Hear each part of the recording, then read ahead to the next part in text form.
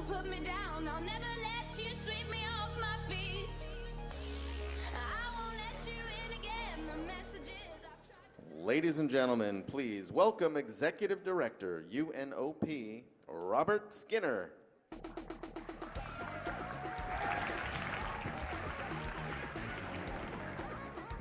Good afternoon. Come on, good afternoon. Come on. I just want to say that in our office, we take great pride and pleasure in collaborating with the Hult Foundation to support this event here at the UN headquarters. And it's truly an honor to welcome all of you to the United Nations for this event. And I just want to say happy 10th anniversary to the Hult Prize, truly celebrating a decade of impact, as it says around the room. And it really has been a decade of impact. And this is the second time I've been involved in the Hult Prize since taking over my current role at the UN Office for Partnerships. And I love this event. When I came for the first time last year, the energy is different than anything else that happens in the United Nations. And I credit the Hult Prize, the Hult family, and all the participants in the Hult Prize Award. So everyone should give yourselves a round of applause for being here.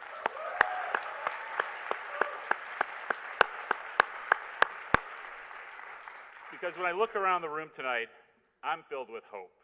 Hope that today's youth, with their hope, with your hope, dedication and spirit for innovation are taking on the difficult social issues of today and come up with catalytic, long-standing solutions. Solutions that will impact your peers and your generations to come, really. Young people that will take up the mantle from all of you as we go forward.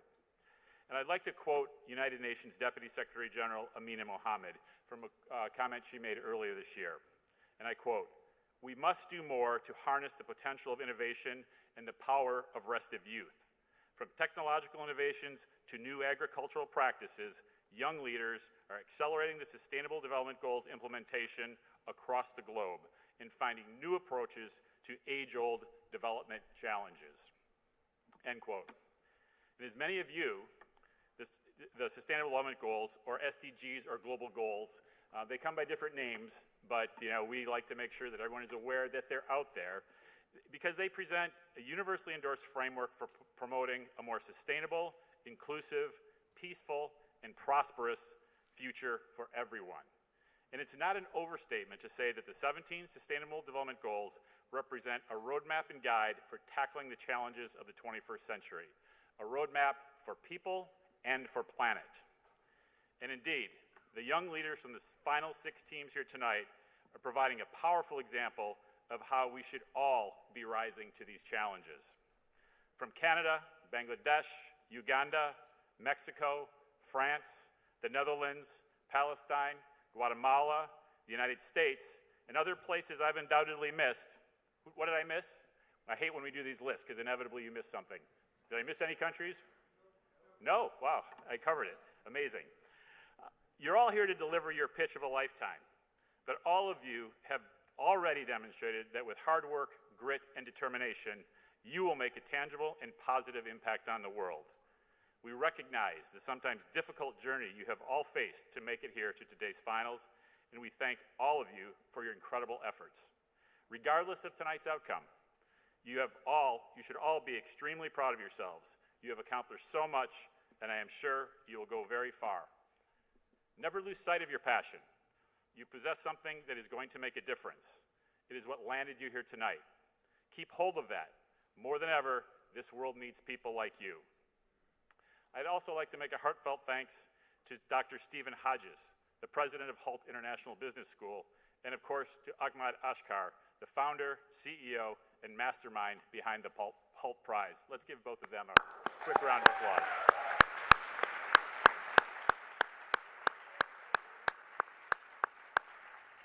It's also a great pleasure to have the Hult family here with us tonight. Without their vision, continued support, and kindness, this event and competition would not be possible. Thank you. Of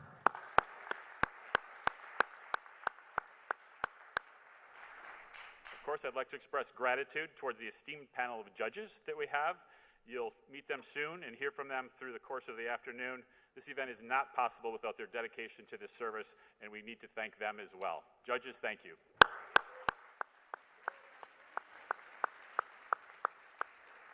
I'd like to give a special thanks to Annalise Eccles and her team for putting the production of this event together.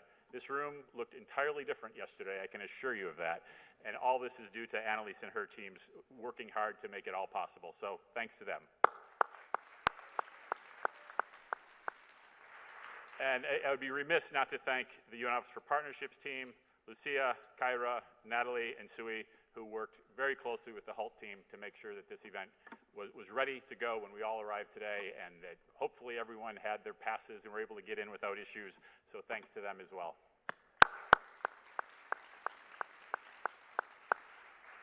At the UN Office for Partnerships, we believe that with just over a decade to achieve the 2030 Agenda, the Sustainable Development Goals, creative collaboration is the best catalyst to change and for achieving the Sustainable Development Goals.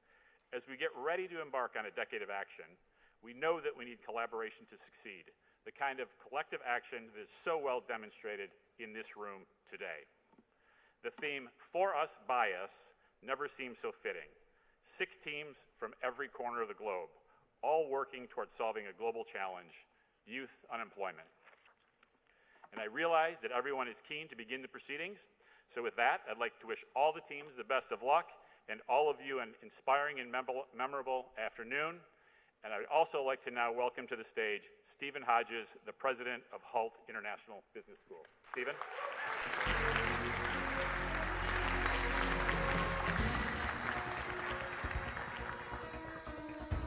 Hey, everybody. In the opening scene of the musical Hamilton, one of the characters introduces himself as the damn fool that shot him. Well, ladies and gentlemen, I'd like to introduce myself to you as the damn fool that nearly killed the Hult Prize.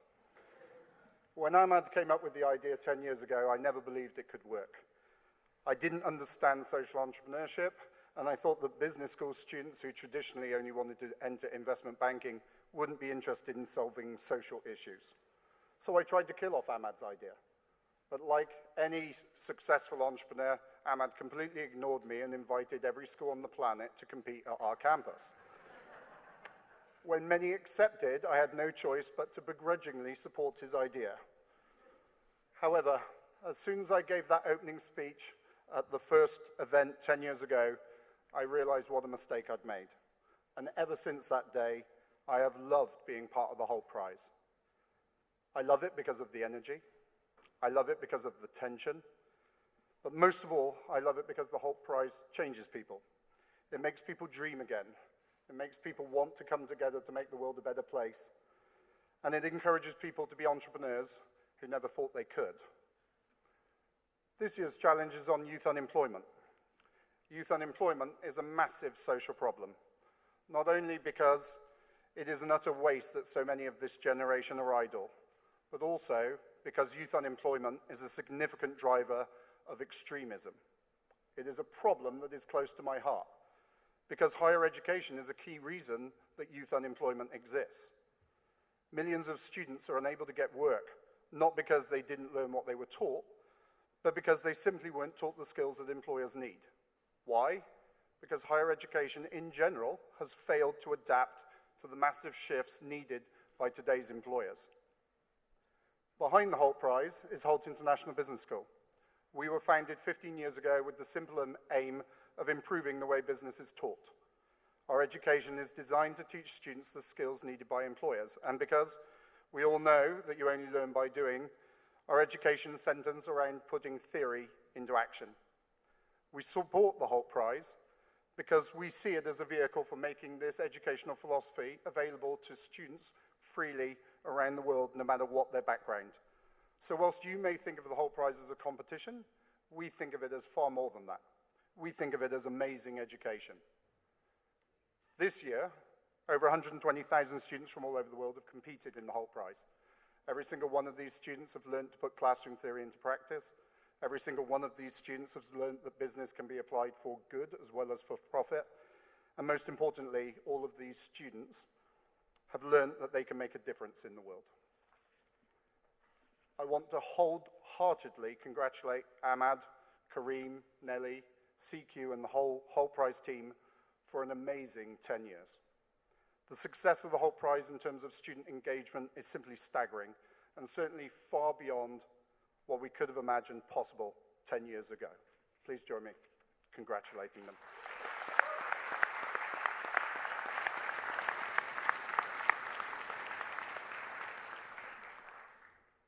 I always look forward to this event. It is such an awesome thing to be part of, but I'm sure I would feel very different if I was competing. For the 6 remaining teams, tonight is the Super Bowl, America's Got Talent, and the Nobel Prize all rolled into one. A chance to win $1 million and literally change the world. I have met every one of these teams at the Accelerator program. They are an amazing group of individuals. I know you'll be blown away by their presentations. So finally, teams, I wish you the best of luck. Please do try to enjoy yourselves. Everyone else, thank you very much for giving us your time. I know you are going to leave with a renewed sense of hope and optimism. Thank you very much.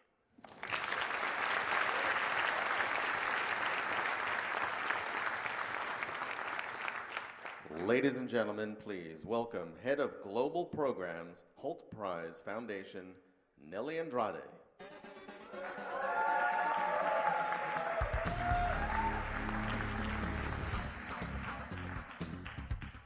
Good evening, everyone.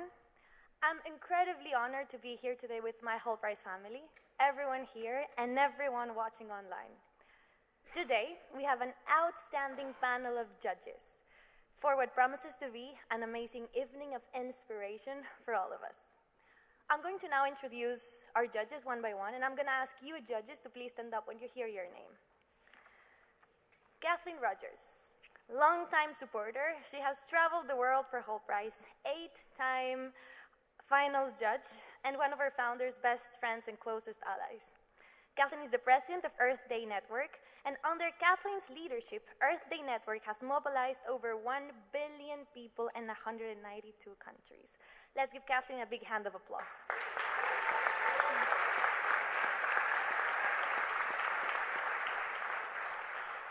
Erica Karp, named as one of the 50 conscious capitalists who are transforming Wall Street. She's founder and CEO of Cornerstone Capital, where she leads the company to catalyze the flow of capital towards a more regenerative and inclusive global economy. Please, let's give Erica a big hand of applause.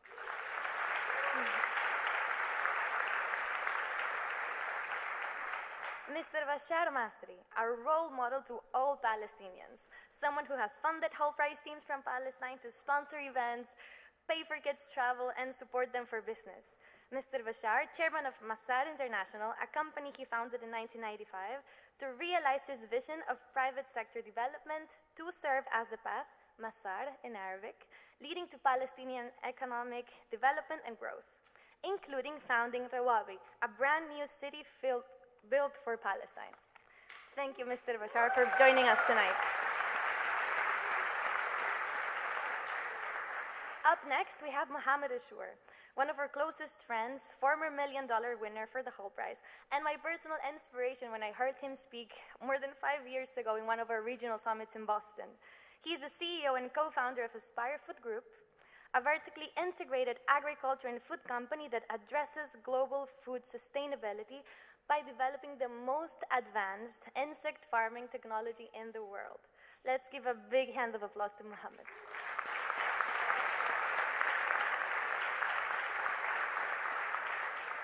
Mr. Vinicius Pinheiro, Special Representative to the United Nations and Director of the International Labour Organization. Among his day-to-day responsibilities, Mr. Vinicius is representing the ILO in the United Nations discussions related to the post-2015 development agenda, social protection, youth employment, and migration. I couldn't think of a better judge for our challenge of creating 10,000 jobs for unemployed youth. Thank you for being with us today, Mr. Pinheiro.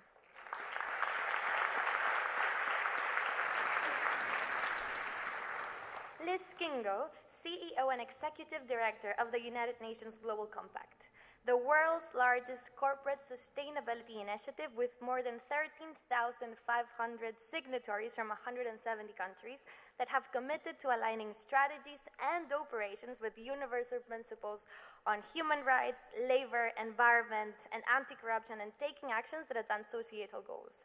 Let's give Liz Kingo a big hand of applause.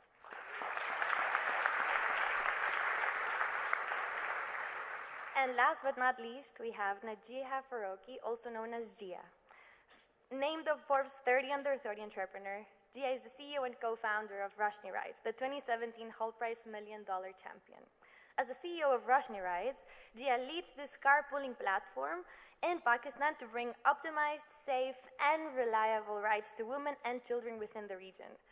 Since only 2 years ago when they won the Hult Prize, they've already done tens of thousands of rides for women in Pakistan in getting them to work. Thank you and welcome, Gia.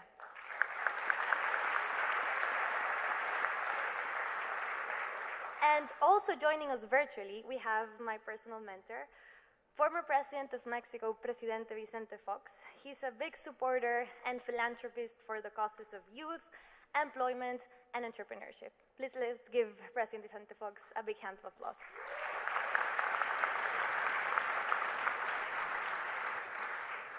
You know, the Hult Prize would never be possible without the contribution of our judges.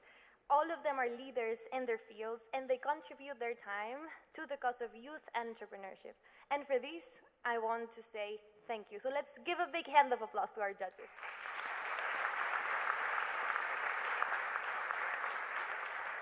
Now, before handing it off and continuing with the program, I'd like to share my personal Hult Prize journey.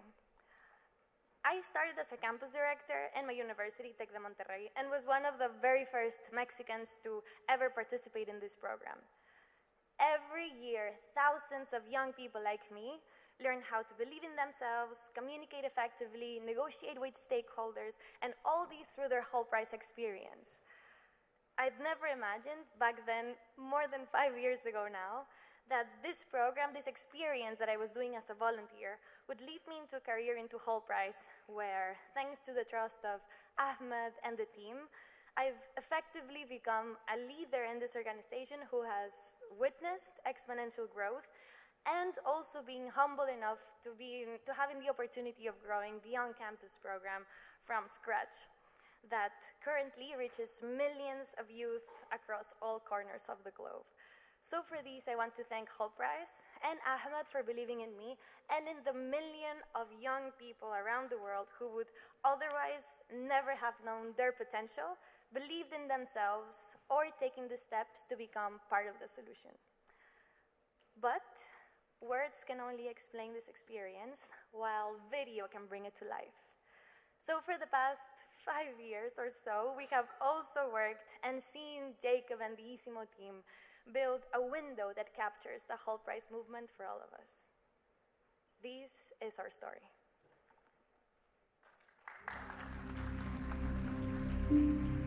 If you don't get people to believe that they can make our world a better place, you will not get the world to be a better place. I believe that the Hult Prize is changing the world. It was 10 years ago where I was asked to come fly to Lucerne to meet Bertil Hult. And I pitched him this audacious idea that I would bring young people around the world together to think differently about how to use business as a force for good. And that idea was the Hult Prize. Here I am, this 20-something-year-old, no startup experience, no real track record, and a big idea that was designed to change the world. Sitting across the table from a billionaire who effectively could change my life. And he bet on me. He took a risk on me. One of my friends once described Bertil as the patron saint of young entrepreneurs. The Hult Prize enables him to do that on a massive scale. If you want people, especially young people, to do their thing, you have to let them try. 10 years later, we have taken a chance on millions of young people. That's what we do every single day. Because believing in a kid and inspiring them and changing them within is how you change the world. I just remember us sitting there and thinking this was a transformative concept. You could actually build a for-profit business whose core objective is to eradicate some type of global issue. And that became what we all knew we were going to devote the next chapter of our lives to, win or lose the Hult Prize. And that's the beginning of Aspire. Mohammed Ashur.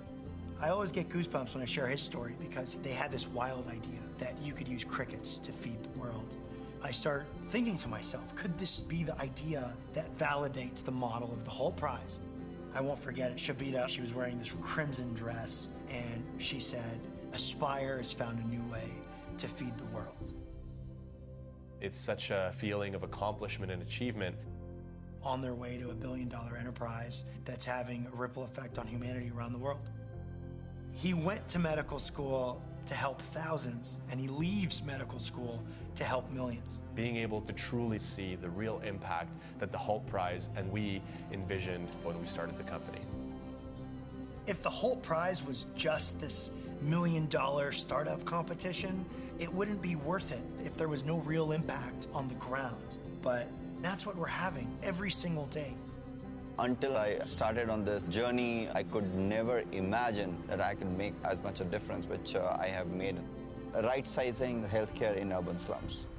The story of Manish and NanoHealth, who've gone on to rewrite the rules of healthcare, gives you an insight as to the power of the Hult Prize. We have tens of thousands of young people from India who have joined the movement only because this one startup emerged out of India. I don't think anybody thought this would hit such a nerve with students and grow so quickly. That's the really impressive thing. Young people, you want to wake up and change things, shake things up, go build something great. The Hult Prize makes you believe you can. This has never really been about our legacy. It's been about the change in thinking it creates. It makes people see things and understand the world in a different way. At no point did we think to ourselves, it's not possible just to build like real schools for these kids. And we had a meeting with a global VP from UNICEF. He just looks at me and he's like, absolutely no way it's gonna work, right? And then I was sitting there thinking, well, maybe he's wrong. The power of this naive optimism that you have when you're young, and that's what changes the world. We ended up going to the finals, having a school already built and running. Taylor's company, Impact, is this game-changing coffee company building sustainable, world-class early childhood education.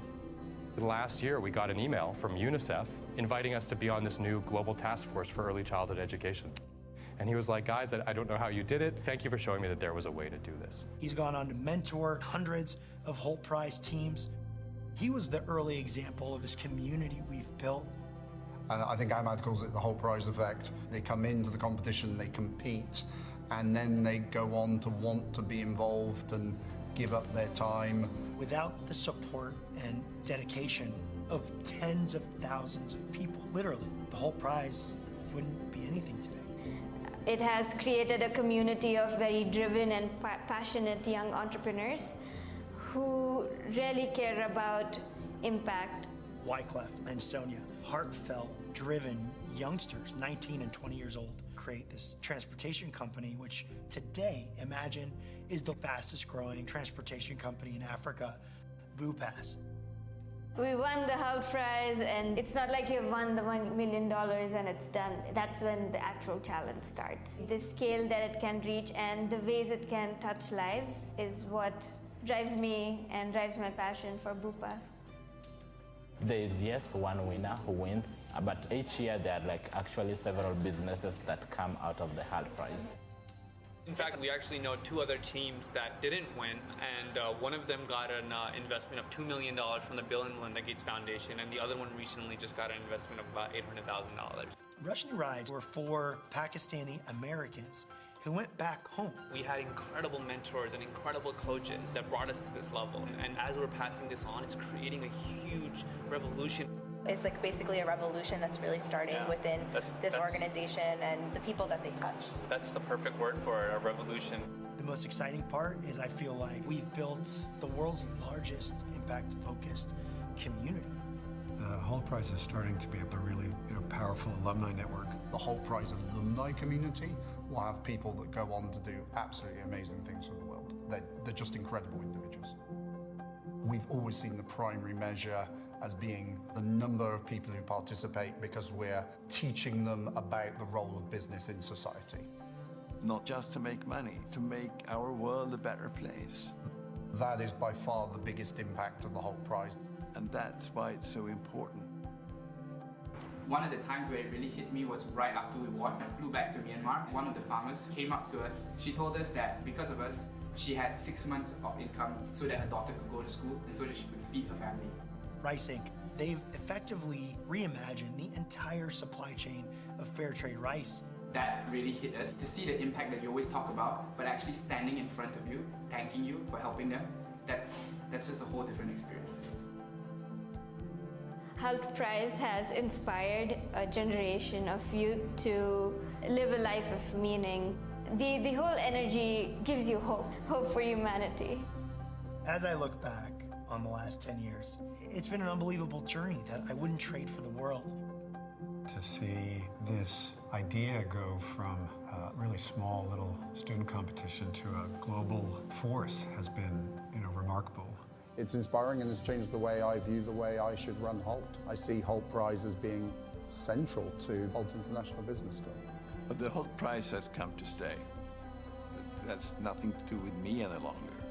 In many ways, in any startup, the start is the hard part. And when you get to the stage we have now, that's usually when it can get really interesting and much more fun. It all kind of comes back down to the simple idea.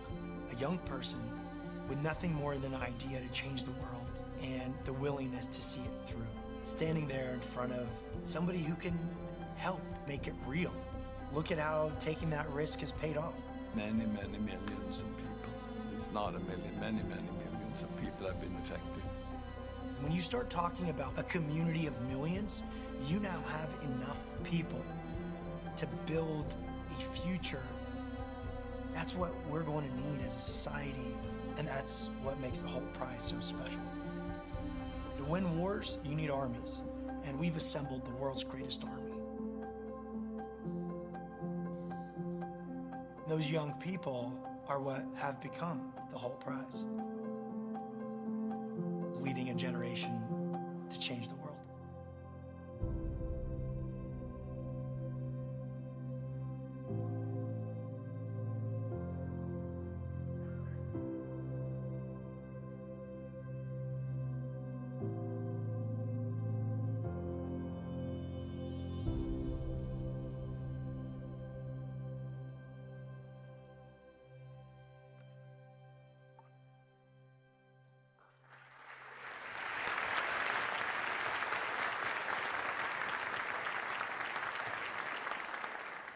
Wow, it's incredible. 10-year journey, and I think I'm speechless that I could see this community grow and be visualized in such a way in just 10 minutes. It's 10 years of my life. Don't worry, just because I'm speechless, I've actually prepared notes today for the first time in I think 10 years since doing this. Before I go any further or say anything else, I want to thank my wife, Tanya. I'll embarrass her a little bit.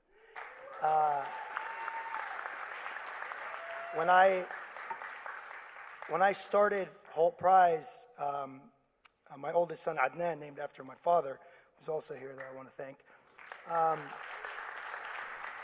was just 1 year old. And today we have 4 children, beautiful children who've all grown up, effectively not seeing their dad half the year, because I do almost 200 days a year traveling every single year. Since we launched Hult Prize in 2009 to this year of 2019. But I'll tell you what, I probably would have traveled that much irrespective of whether I left Wall Street or not. I was a go-getter, an entrepreneur, a visionary, etc., like many of the people here today. What I can tell you that's special about the world of impact, that I think in a couple of words can describe what we hope to do and inspire for millions of young people around the world, is to make that time count. I've never once regretted being away from my kids, being away from my wife.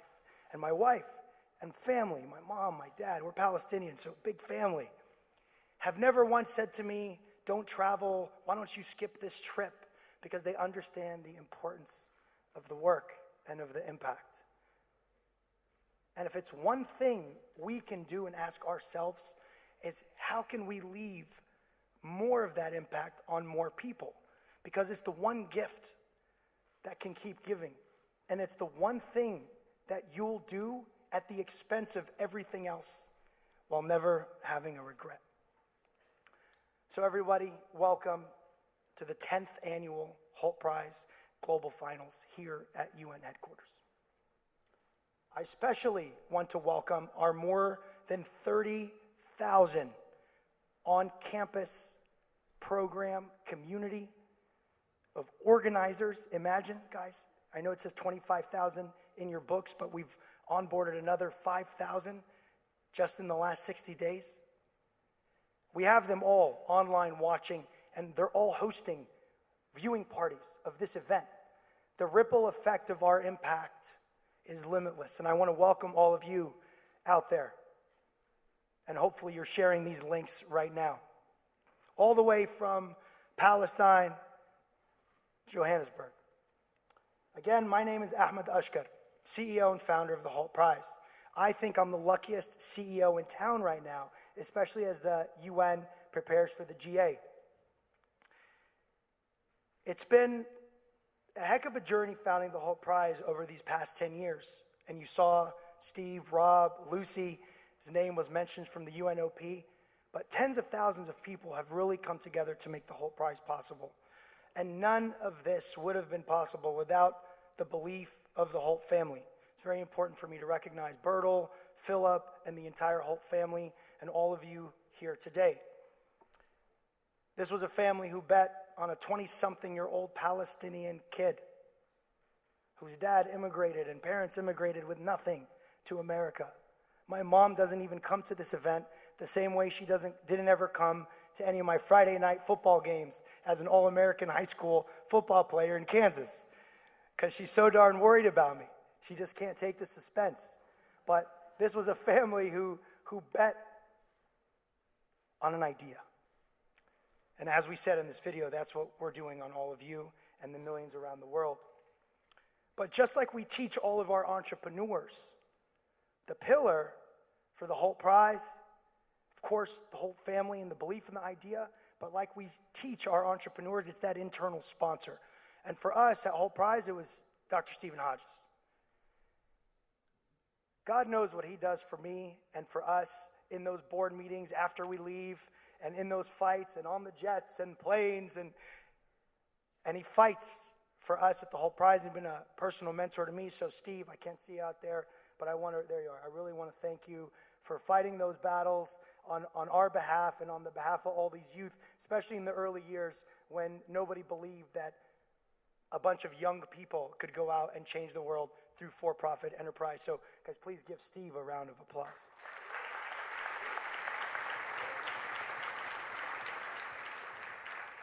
And a lot of people ask me about our start 10 years ago. I do also, and again, we'll get through the recognitions and the 10-year party here in a couple of minutes, and we'll get right to the action. But I think it's important because you guys have no idea how many no's we got before we got a yes. And again, to our entrepreneurs, you're probably going through that and feeling that. But two guys in my MBA cohort in 2009, I want to recognize, and both of them are here today. One of them used to run only operations, and I said to him always, Jose Escobar, if you're here, stand up while I tell a story about you. Jose, I used to tell Jose, here's my big idea, and then he would sit and figure out a way to get it done, and I would skip class as a student. And the second person that always helped me was Nabil. Nabil, I see you in the front row, Nabil Shashu. Nabil used to actually tutor me because I would miss the class. I would be busy building the Hult Prize, and Nabil would come over and give me the lessons of the classes that I missed. And those two were fundamental on the ground since day one. Even before you, Priya and CQ, was Jose and Nabil. And I want to thank them, and I want to recognize the entire class, our 2009 class and 2010 class at Hult International Business School, for helping us realize the Hult Prize. Thank you, guys.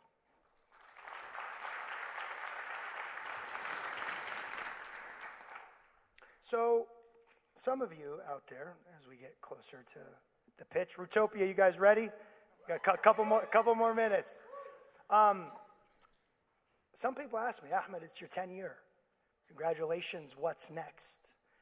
And some of you may have even come to this event and thought I'm going to announce my retirement. But guess what, folks? Staff, Hult's, family, Steve, and the UN, Rob, we're just getting started. Okay? 10 years, we've learned. And as we teach our startups, the first rule is to master the current game. We've spent 10 years understanding how to unlock hidden talent, solve social issues, and have an unlimited amount of impact on the world. Our next 10 years are going to be even more game-changing than our first 10, because we're going to take that learning and we're going to democratize the Hult Prize community. These numbers we're talking about that you see in your programs of 1 million, 250,000 participants, 30,000, nothing. We're going 100x over the next 10 years. And we're going to do it by introducing an entirely new generation to the ideology, fundamentals of impact. Not the type of impact you get when you attend a conference or you go to a summit and you talk the talk.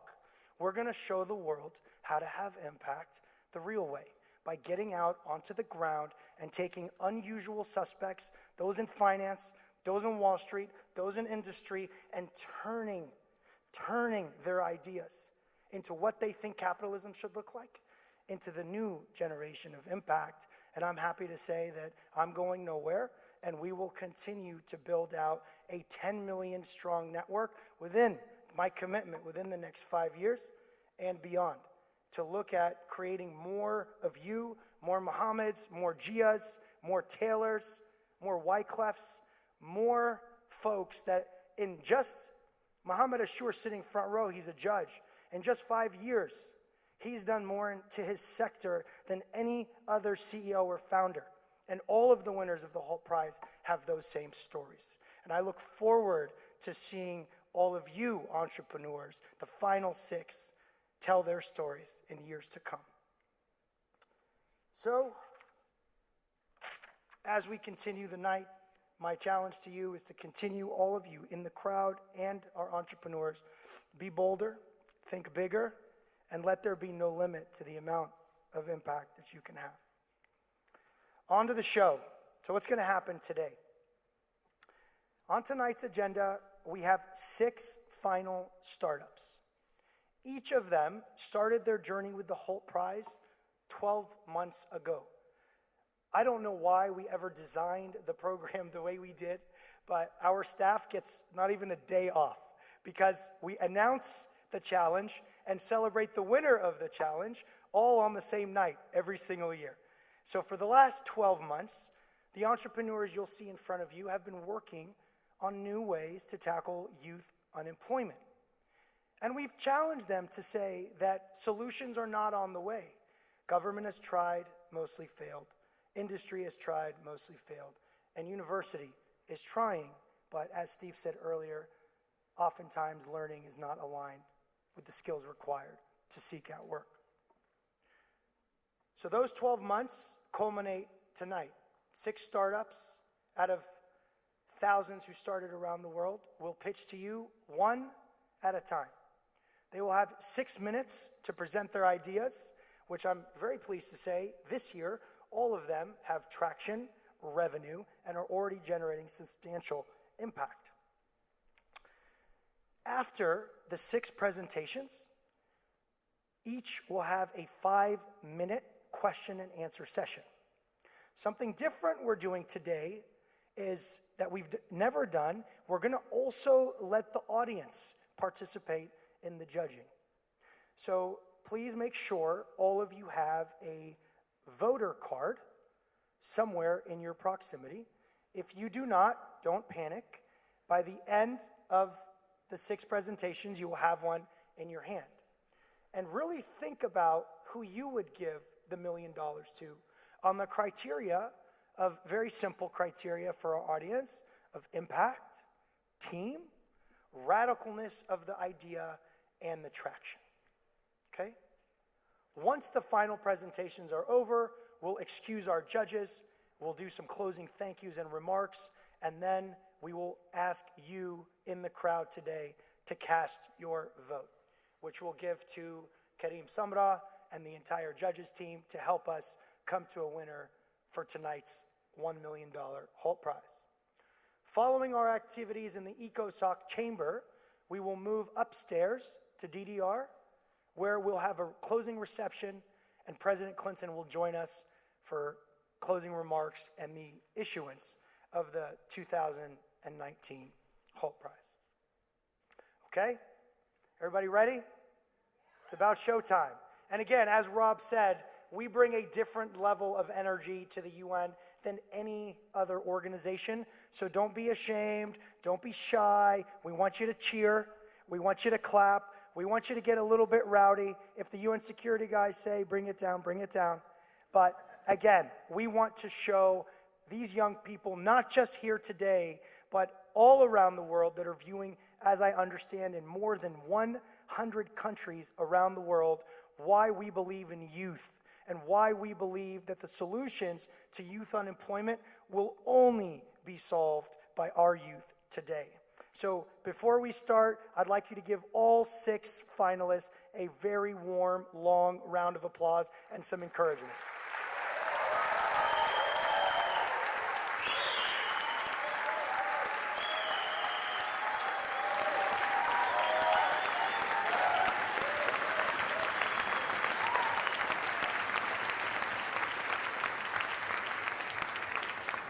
Okay. Judges ready? Judges ready? Muhammad, you guys ready? I know it's the hot seat. Muhammad Ashur told me before we started, he said, you know, I'm the only one who's actually served in more roles at Hult Prize than you. I've been a participant, I've been a judge, I've been a speaker, I've been an entrepreneur. So, Muhammad, we're counting on you to lead that panel over there. All right? All right, folks, showtime. The first team we're calling to the stage. Again, Nelly started our Mexico impact about 5 years ago when we literally had, 2, 3 teams, a couple handful of universities participating.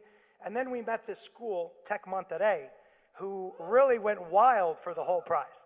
And they started inviting me and the team every single year to Mexico until we decided we're going to open our whole full-blown office in Polanco.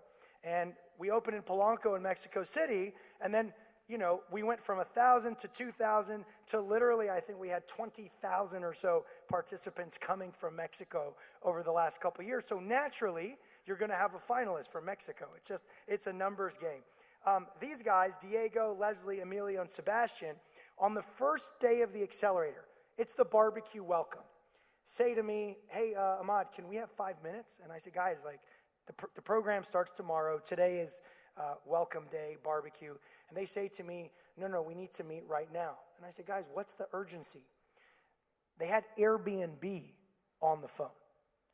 Airbnb was begging these guys for a partnership because of the uniqueness and the innovativeness of them restoring the travel industry, taking some of that business away from corporates and back to the indigenous people who live on beautiful blue oceans and white beaches, and returning some of that money back to the indigenous people.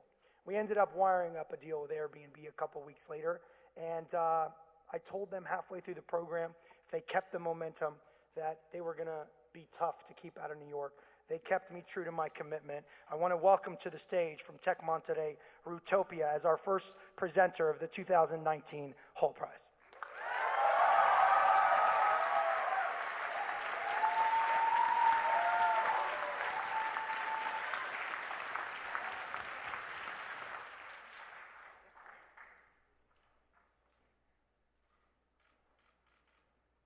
3 years ago, we were walking beneath Mexico's tropical rainforest. We had been working with an indigenous village so they could become tour providers in their own hometown and not have to abandon their land to make a living. That day, we realized that what we were doing had the potential to change the lives of millions.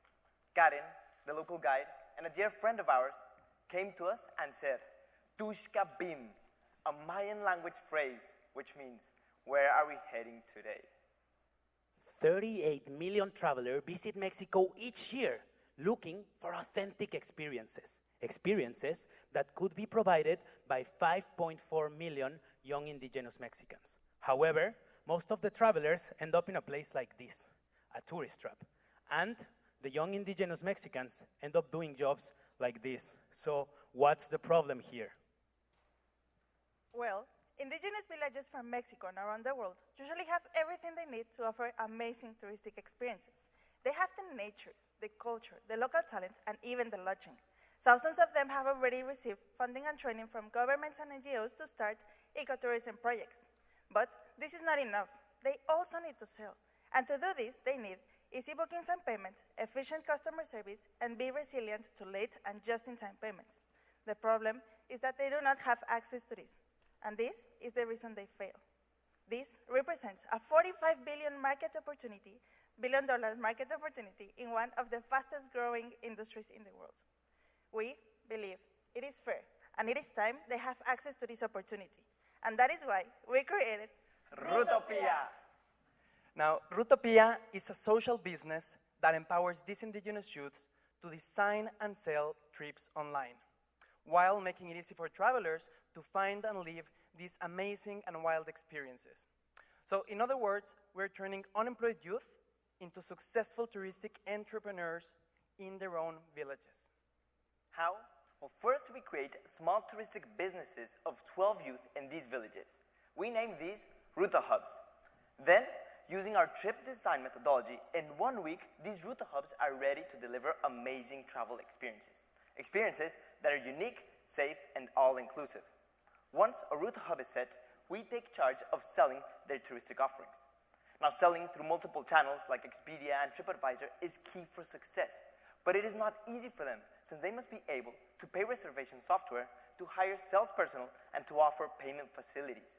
The fixed cost of providing this is too high, making it nearly impossible for small touristic projects to pay.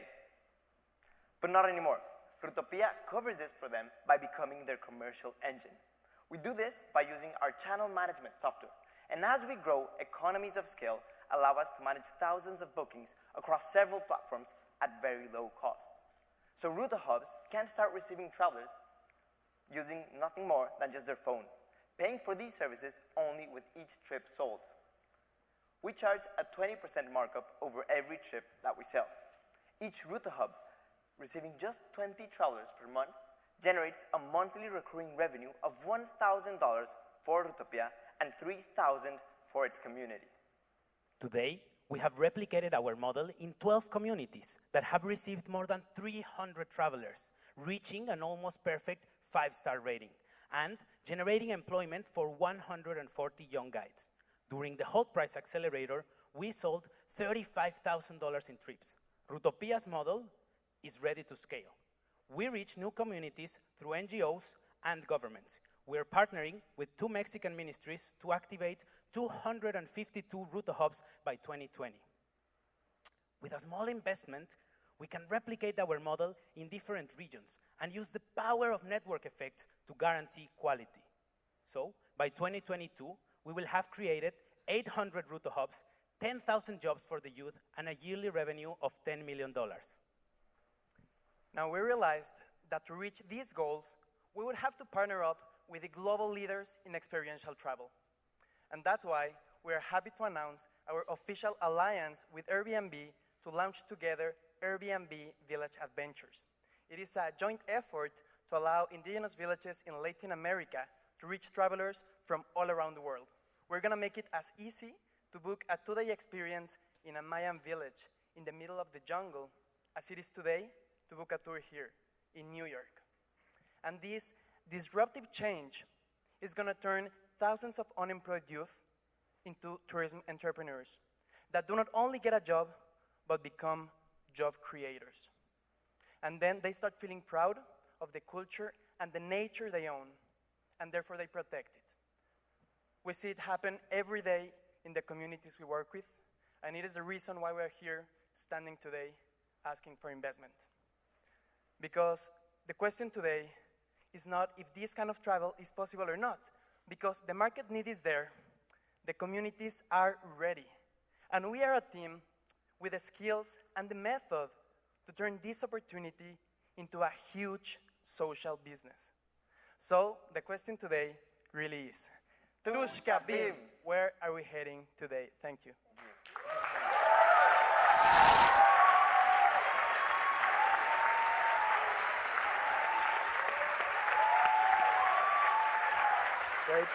Great job.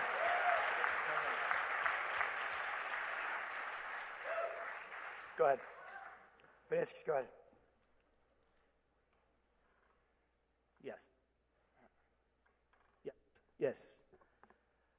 Thank you so much. That was incredible.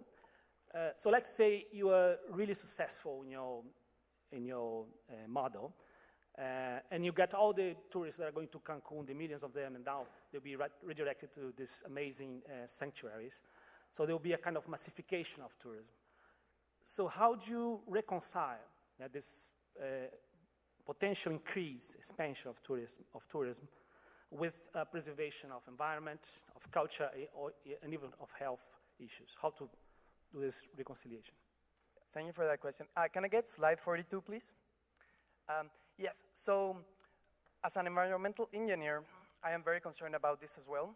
We consider our model to be regenerative because it is important to note that in most indigenous communities in Mexico and in Latin America, they're under extractive systems. Call it mining, call it cattle breeding, or palm oil production. What we're giving is an opportunity to develop not only in a sustainable way, but in a regenerative way, because they're making an income by preserving their culture and their nature alive.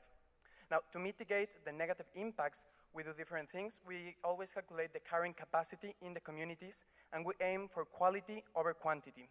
So when we start getting more demand in a community, we're going to higher the prices to keep the balance on the ecosystem and in the local place. And also, we only use local inputs in each of the communities we work. Thanks. Go ahead, Erica. So first of all, I think this is fantastic because something like a quarter of the global economy touches tourism, so great. That said, it is a managerial challenge, for even seasoned managers. So you talk about safety, you talk about service. How do you plan to manage a group where you need to think about incentivization, you need to think about accountability? So managerially, how are you going to do this? Yes, thank you. So a very important aspect is that we need to take care that all these experiences meet the safety and the quality requirements. So first of all, for the quality, we develop our process, which is this activation methodology that we've been developing for 2 years. With this, we make sure that they meet certain requirements. Then we do a pilot trip. In the pilot trip, we detect some simple flaws and we correct them. And then the community of travelers is in charge of, always gives feedback from the travelers, and we take this feedback, we synthesize it, and give it back to the communities, so they can keep improving this and meet the quality standards. Regarding, yes? Kathleen? Just along those lines, you've done 300 trips to date, but yet in just a few years, you're going to go at least 200 times that many, thousands and thousands of trips. Why do you have to grow so fast? Yes. So, our value proposition for these communities is the channel management, their commercial side. So with the 11 communities, 12 communities, with the ones we work with right now, we've seen that it's a very simple process for us to be able to manage their bookings. So we see that with our channel management, we could have the capacity to manage thousands of bookings. So this way, we can decentralize tourism and help many, many communities. We aim for helping working with many communities instead of just few ones. Yes? Bashar?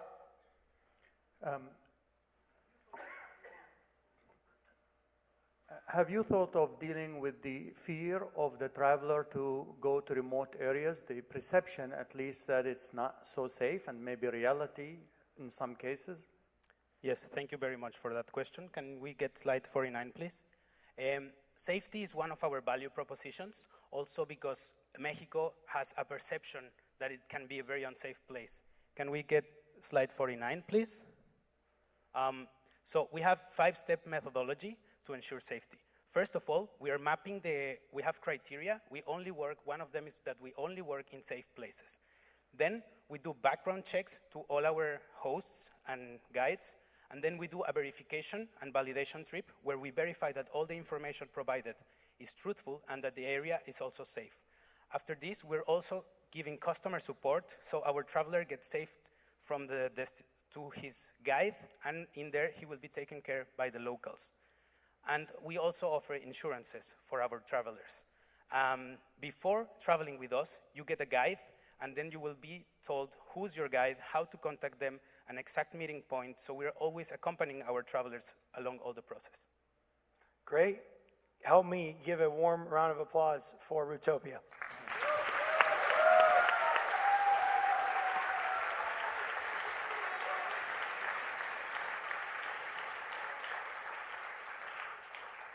What'd you guys think of the first one? Rootopia. Give it another warm round of applause for them. Great job. Great job. Okay, team one, done. 5 more to go. This next team is a first for us. The captain of this team, there's a great story behind it, and I don't want to run us so late, but I just have to share a little bit of it. Was a campus director at the Hult Prize, one of our very best campus directors, top 20 around the world. Helped us bring Hult Prize to Palestine. One day, Ayman calls me, who runs our Middle East business, and says, Amin quit. And I said, what do you mean Amin quit? You know, I had big plans for Amin, etc. And I said, I have no idea. Ayman says he has no idea. And it turned out the reason why he quit is because we have a rule. If you're a campus director, you can't compete in the Hult Prize. So after a year, he didn't tell me for a year, I find out that Amin and his team are participating in the Hult Prize as competitors. They go on to lose, lose, lose, and then win, win, win in wild cards, winning their spot all the way here into New York. And the thing that was astonishing is as you look back, and I ask Amin, you know, what was it about your experience with us that changed your life? And he said, you guys give me the first internship that I ever had. And before you, I just thought I had to study, and then go get a job. And that internship changed my life. And Talabco was born. So with that, Amin, bring your team out, and let's hear from Talabco, the first Hult Prize finalist ever from Palestine.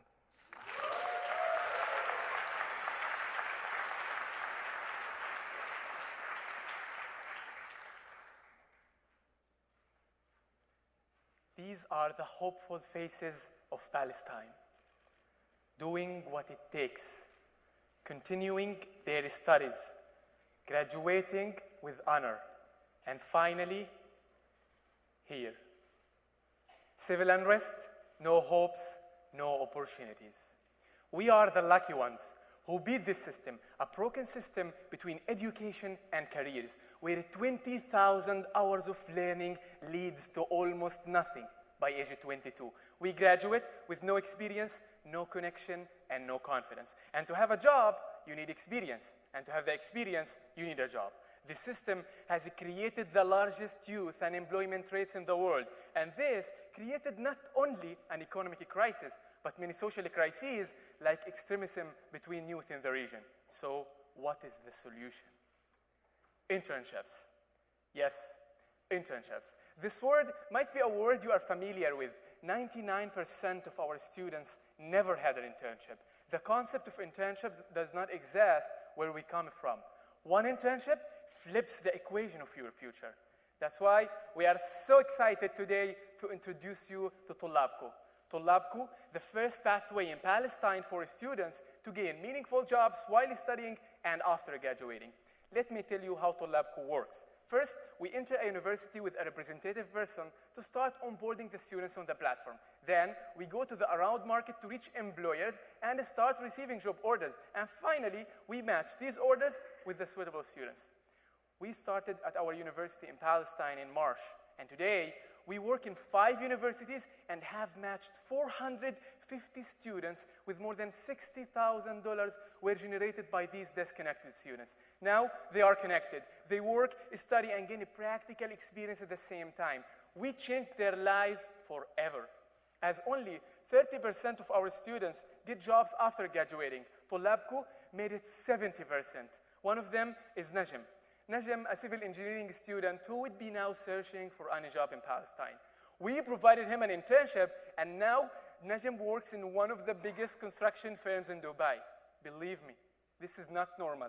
We are driven by such impact. Najm and 10,000 students joined Tullabco to have the financial support, the practical experience, and the path discovery while studying, ending up with full-time jobs after graduating. Not only this, from the employer side, we gained the trust of the biggest telecom in Palestine. We also work with the startups and organizations by providing them an easy reach to the students to recruit the best fit for their short and long-term jobs. And now, Rola, could you please tell us about the business side? Sure, Ahmed. Regarding our revenue model, we get paid from the employer per match, and students get paid from the employer directly. As for students, every student like Uraib gains an average of $400 per month, and it's enough to cover college and life expenses. In terms of business, what we are doing is not foreign, as we can find job teaser in Europe and way up in the USA with more than 1 million opportunities for a student. So, we are bringing a proven concept with a proven business model to the Middle East, focusing on the disconnected youth. And by growing day by day, we close new partnerships to help us to reach more students and employers. The biggest 2 partnerships were made last month with the Ministry of Labor and the Ministry of Higher Education, which expanding our network in a magnificent way and reduce the customer acquisition cost. We grew up from 500 to 80,000 employees in just a week. Isn't this crazy? Crazy. When we started, there was nothing called internships in our country. Today, we are proud to announce that we are the official government partners to provide internships in Palestine. The good thing is, thank you. The good thing is the opportunity extends beyond Palestine. As we can see here, the promising impact in terms of student numbers and market opportunity in each country of the Middle East. As our network grows, so our profit. We break even in year 2 with more than 27,000 internship. We start expanding out of Palestine by the beginning of year 3. And by the 5th year, we are making $12 million of profit with more than 500,000 opportunities of internships. All of this would not happen without a great team. We are the best team to execute. All of our team members are students who are suffering from the system and passionate to contribute. Investing the $1 million in us is changing the face of unemployment in the whole region. With more than 200,000 empowered students, 84,000 full-time jobs, and 60% violence reduction between our youth. At the end, Tullabco is not a response for a challenge. Tullabco is a response for an entire generation, doing the right things, continuing their studies, graduating with honor, and waiting. And waiting for your support to be here. So join us. Yalla. Yalla.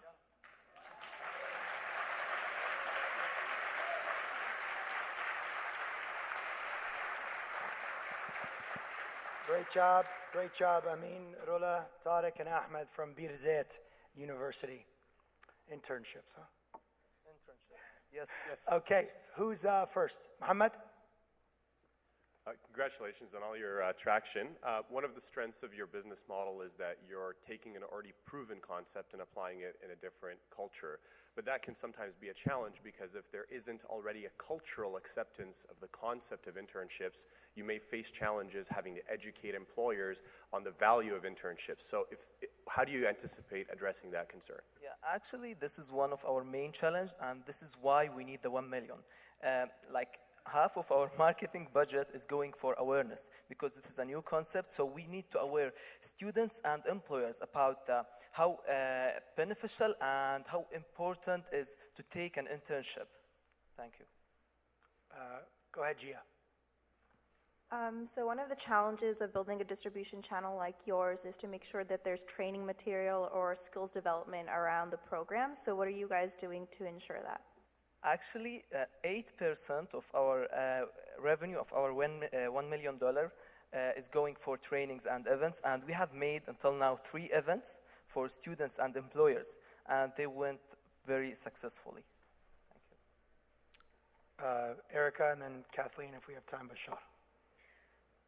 So first of all, this is just beautiful. It solves so many problems.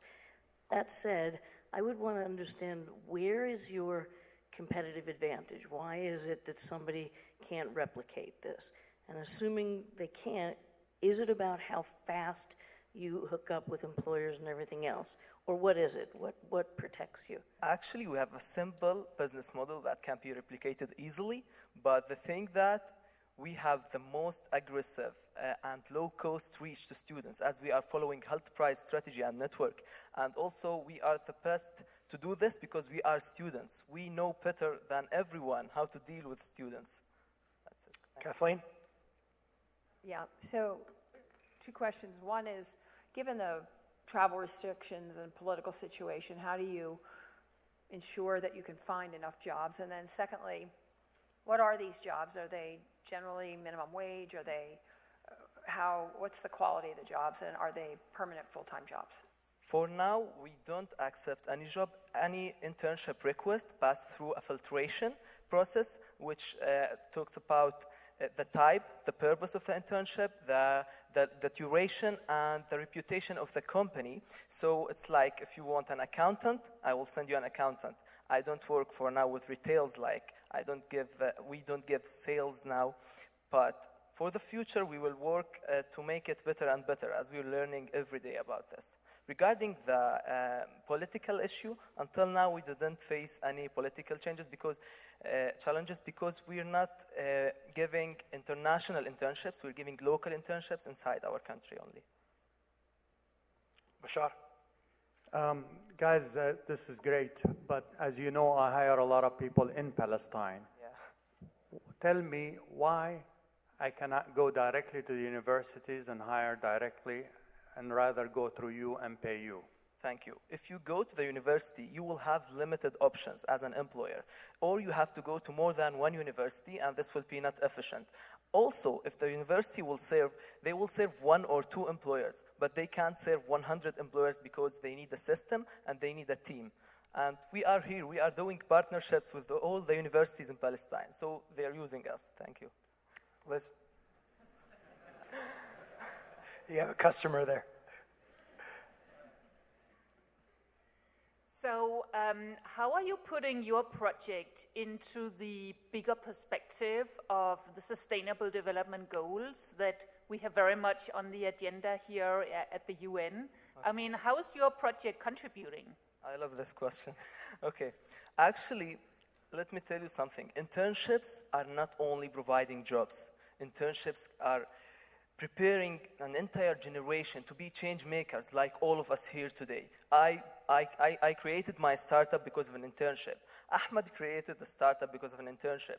And internship can create can create leaders and presidents. Mr. Bill Clinton took an internship with the Senator William Fulbright before becoming a president. Thank you. All right, give it up for Talabco. Thank you, guys. Thank you.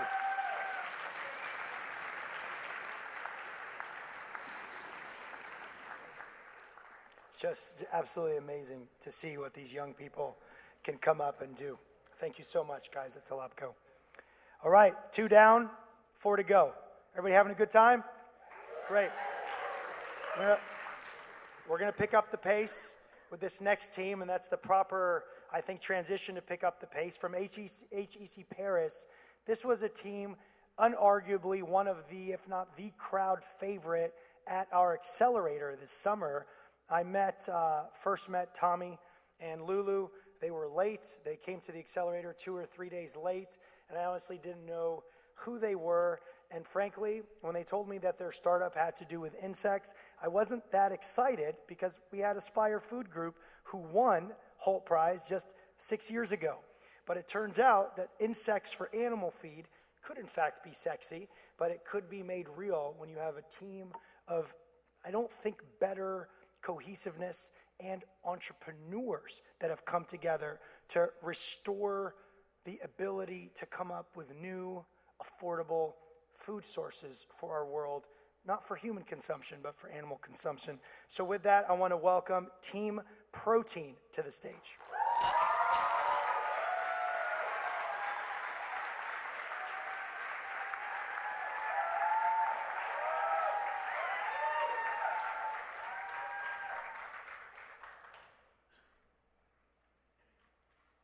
My country, Uganda, has an average age of 15.2, an unemployment rate of 64%. It is the sixth fastest growing country in the world. Unfortunately, these are common statistics across Africa. Intense urbanization and rural-urban migration is creating extreme pressure on our cities, where landfills and food systems are reaching maximum capacity. But what if Africa's growing organic waste burden was the key to unlocking thousands of meaningful youth jobs and feeding millions? Our journey began in Uganda. We met farmers like Odia. Odia is a mixed farmer, meaning he relies on coffee, poultry, and bananas to generate multiple revenue streams for his family. However, Odia was facing serious problems on his farm. First, he had unused organic waste piling high.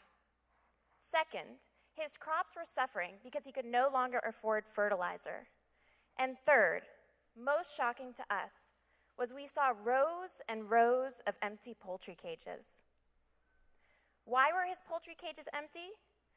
Odia explained to us that he relies on fish meal from Lake Victoria to feed his poultry. However, due to an overfishing crisis across East Africa, fish meal is permanently scarce and overpriced.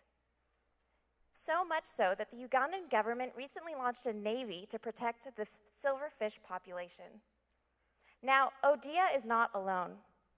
7 out of 10 Ugandans are mixed farmers, and they, alongside the 475 million smallholder farmers across the world, urgently need new sources of animal feed. And that's where protein comes in. We use an incredible natural resource, the black soldier fly insect, to transform organic waste into sustainable protein and fertilizer.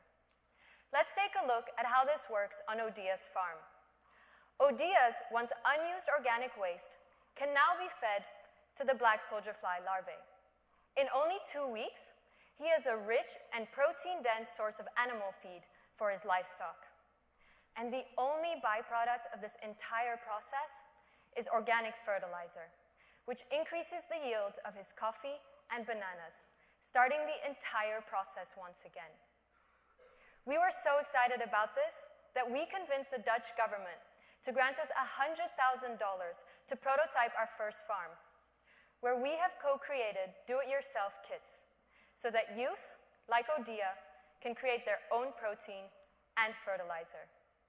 And protein is a game changer. His feed is now 23% cheaper, and his chickens love it too. They eat more, they lay more eggs, and they grow fatter, earning Odia an additional $57 a month, meaning that his 2 children can now go to school. But Odia is the first of many youth we impact. We are excited to announce that JDE, the second largest coffee company in the world, just invested $30,000 to sponsor 400 kits, creating 400 new jobs. And this inspired us to go bigger. Just like how Odia has unused organic waste on his farm, so too does the city generate tons and tons of organic waste. So we started to dream. What if Kampala's organic waste burden could become its greatest asset? This Wednesday, we signed a partnership with the Ugandan government for 18 months of free land lease and free direct access to organic city waste. In exchange, we reduced our cost of transportation by 87%, and our first farm will process 4% of Kampala's city waste. But what's even more revolutionary, we can take any unused warehouse in any rapidly urbanizing city, anywhere in the world, and transform it into a protein farm. Each farm will employ 235 youth and generate $72,000 of monthly revenue. In order to create jobs for peri-urban and urban youth, we have developed a 2-part business strategy. First, our do-it-yourself kits for mixed farming youth. And second, our protein farms, where we create high-quality protein and jobs for urban youth. And the youth, love working with us.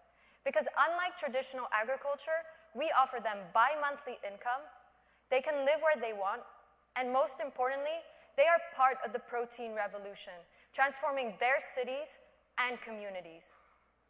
We are a team of 19 experts in social innovation, agribusiness, and biosystems engineering. And we are ready to scale. We are backed by the Ugandan and Dutch government, the world's leading agricultural university, and the largest feed mixer in Africa. And this week alone, we signed $25,000 in pre-orders from farmers. Today, we have shown you a market demand, a scalable business, and proven traction on the ground. But we are here to ask for your support. Join us to tap into a $295 billion animal feed industry while creating 46,000 meaningful jobs for youth. With your support, this business is ready to fly.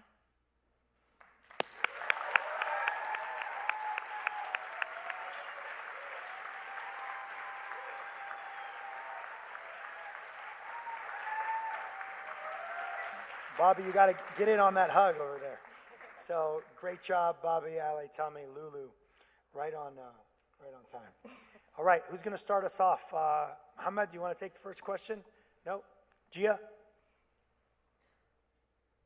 So the business model you've explained has a really complicated supply chain. So can you walk me through your supply chain and the costs associated with it? So our first partner is Kautais. Kautais is the largest distributor of animal feed in the world. So in Uganda, they have 26 distribution centers alone. We have a partnership with them, and they'll be distributing our product to the high-end quality market.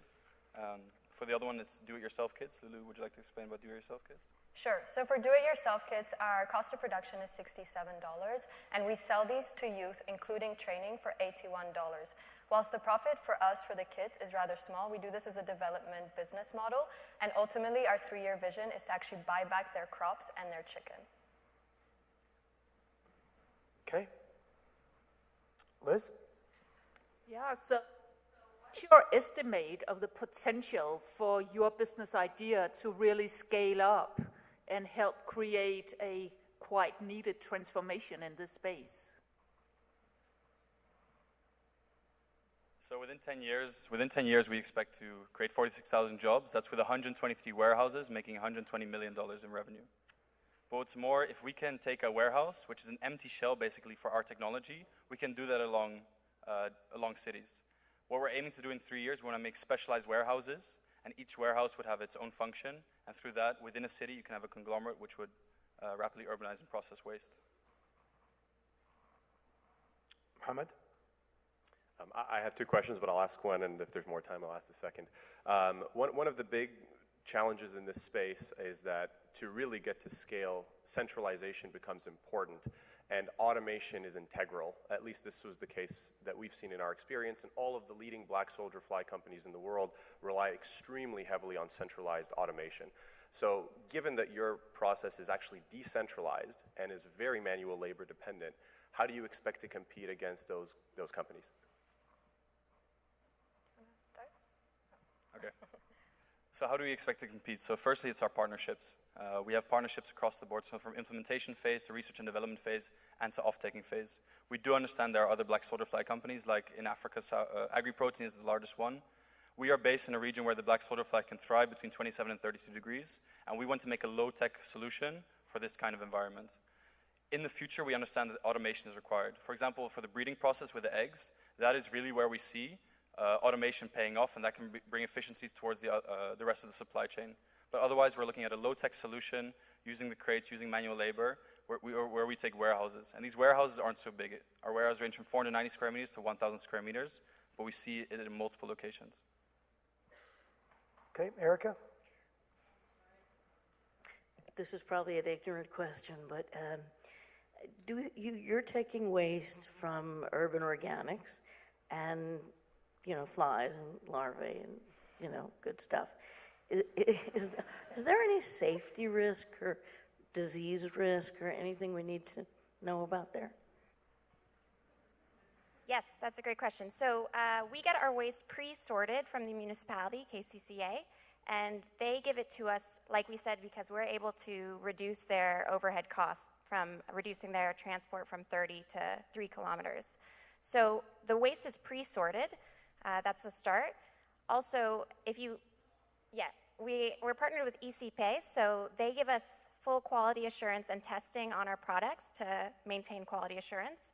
But what's really, really incredible about this insect, if you look it up, you'll see a lot of traction with Bill Gates and the World Bank for its antimicrobial properties. So the insect itself has been used for fecal waste management and is known for decontamination and detoxification.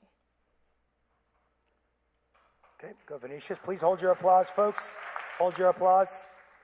Yeah, so just a last question. When you Google black soldier fly larva, the thing that you got is how to get away with it, how to avoid a kind of a pest, you know, how to avoid that it will destroy your plantation, something like that. So how can you contain these risks now?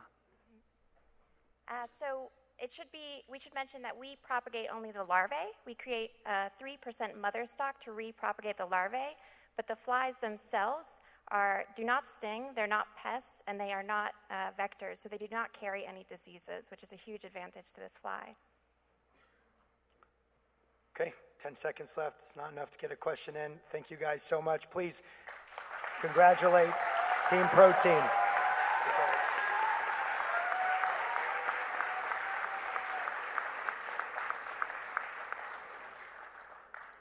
Our next team, now that we're halfway through, is a team which I think exemplifies everything we teach within the Hult Prize Accelerator.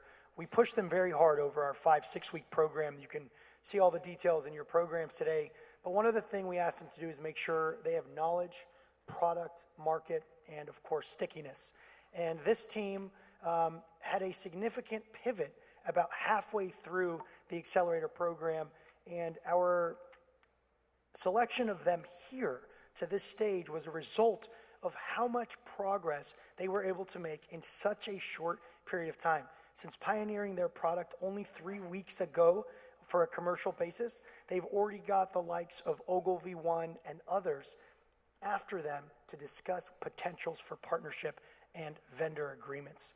Now, Phonic is a team which is reinventing the way data is collected and how we can potentially, as a youth community, move some of the $70 billion every year, which is spent on data collection, into the hands of young people all around the world. So help me welcome to the stage Phonic from University of Waterloo in Canada. Thank you.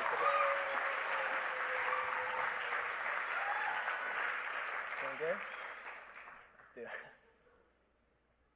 Driverless trucks, robotic factories, automated call centers. As mechatronics engineers, these are the kinds of technologies that my colleagues and I spent our last 5 years learning how to build. Now, don't get me wrong. We love robots, and we find technologies like this really exciting. But it always bothered us that the more we drive our careers forward in this sector, the more people we push out of work. So that got us thinking. We believe that the most impactful technologies of the 21st century aren't those that take jobs away from hardworking people. Instead, they're innovations that amplify people's strengths. And this is exactly what Phonic is all about. Unlocking human potential using technology. We're doing this by reinventing market research and the way companies interact with their customers. Phonic is market research at scale, powered by a global network of youth and enabled by AI. Our platform is simple. Youth record, Phonic analyzes, and together we deliver high-quality market research reports to our enterprise clients. But before getting too far, let's have a look at how market research is typically done. Focus groups, online surveys, and travel are contrived, impersonal, and expensive. They all have shortcomings. So how does Phonic differ from these methods? Well, Phonic analyzes the most human form of communication, speech. We all know that it's not what you say, it's how you say it. And one study found that 38% of communication is in tone of voice. And despite the market research industry being worth $76 billion, almost no methods collect this data.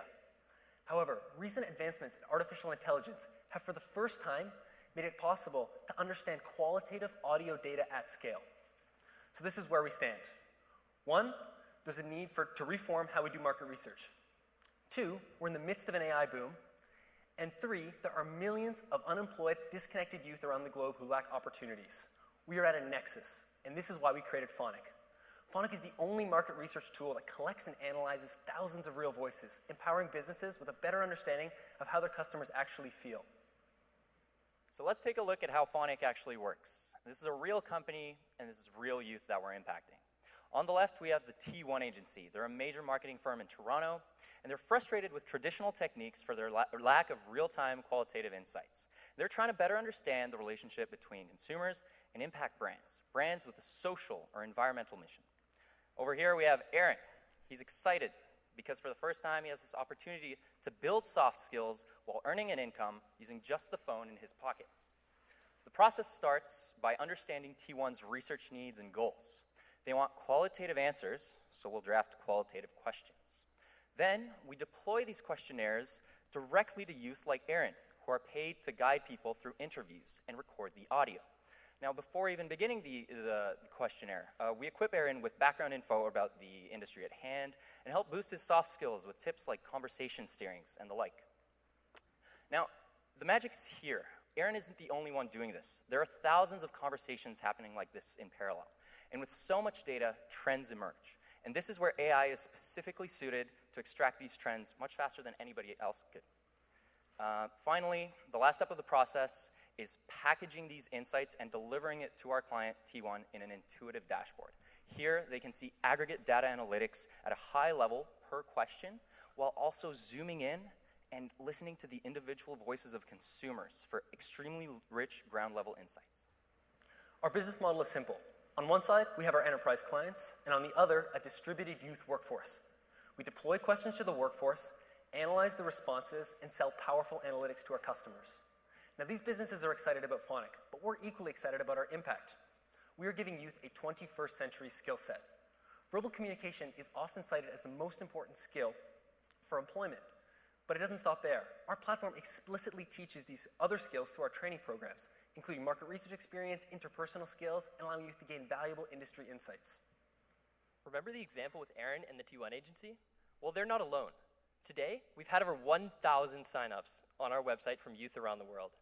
They are so excited to see how Phonic can help them build skills and earn an income. But it doesn't stop there.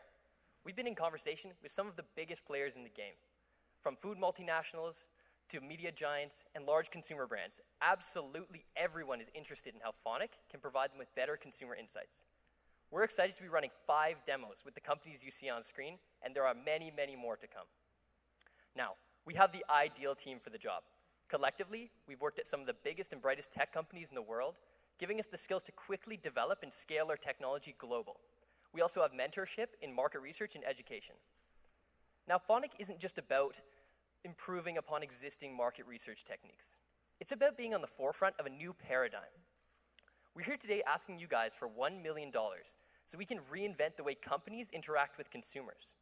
With this investment, we will immediately employ thousands of youth. We will rigorously validate our technology with academic and industry partners, and we will rapidly invest in our training program development.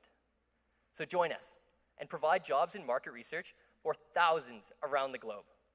We are Phonic, powered by youth and enabled by AI. Thank you. Thanks, guys. Great job, guys. Erica?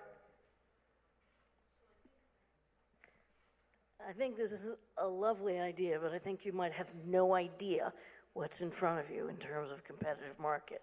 So if we have billions of dollars going to AI companies that from a more traditional stance are doing natural language processing, and they have all that data, and then they can throw up some voice recognition on top of that, and they have, again, Silicon Valley backing.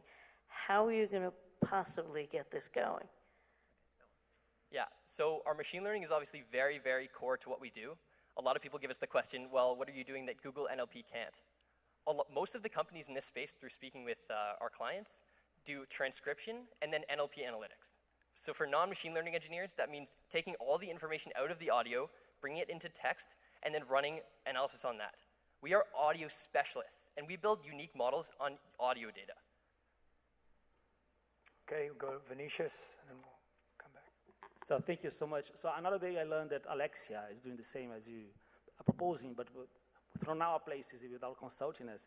But the question is, so why do you need humans to capture the voice? Actually, in the future, all this research and survey methods could be automated as well.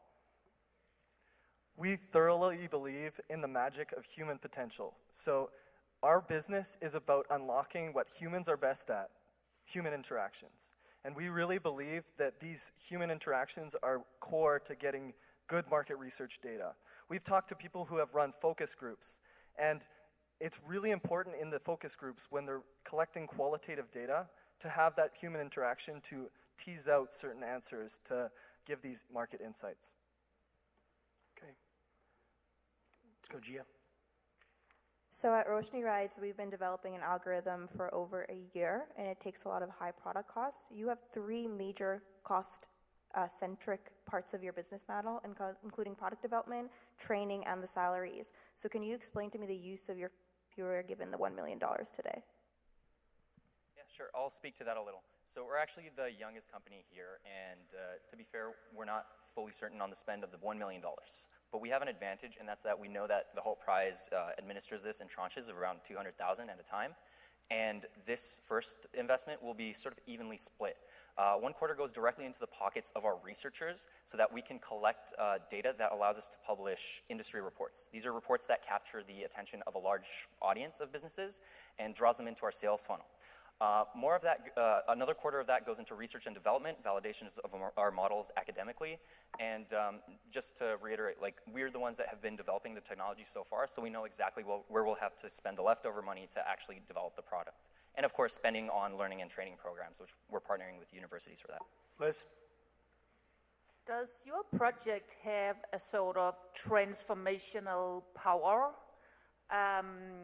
that can do more than hire young people? I mean, what's your idea about contributing to creating a more sustainable world? It's a great question. I think at a high level, Phonic's vision is about reinventing how companies interact with their customers, and more specifically, how they understand their customers. So Phonic is not just an audio analytics company.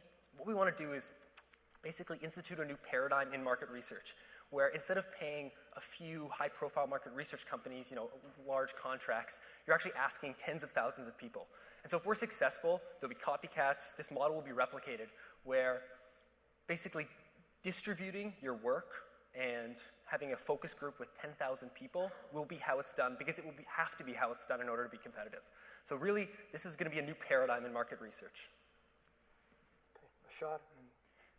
You mentioned that you are doing a demo with a number of reputable firms. Can you tell me how long ago did you start these demos, and for how long they're supposed to be last as demos? Is there a time frame or a milestone for those demos? Yeah, so we have secured all those demos within the last 2 to 3 weeks. Our timeline is a bit sort of fuddled right now because of all the sort of Hult preparations. But currently we have sort of a 2-week timeline. So basically how our sales works is we get someone on a call, we demonstrate our technology, and then invite them to participate in a free trial where they can actually basically have the research questions answered. And that process right now takes about 2 weeks. We're hoping to get it down to just 24 or 48 hours because we can do that. Kathleen? So my organization does a lot of polling, and so I agree about the human interaction. The only question I have is, the difficulty we have is getting lists and having people actually answer. Where do you get the people that you're calling, and who provides those to you? So our users come predominantly from Facebook advertising, online advertising, and Time. Thank you guys so much. Give it up for Phonic. Thank you, Matt.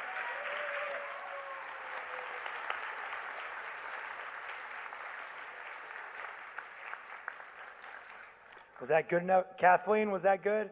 Facebook advertising. All right, folks, 2 to go. Is everybody taking notes? Our online community, you guys out there, just type in the box. Don't forget to follow me at Mayor of Impact. Okay, put that on the webcast, please. I like that name. Thanks to our Mexican friends at Tech who gave me that. All right, next up, how many of you have eaten sushi this week? Show of hands.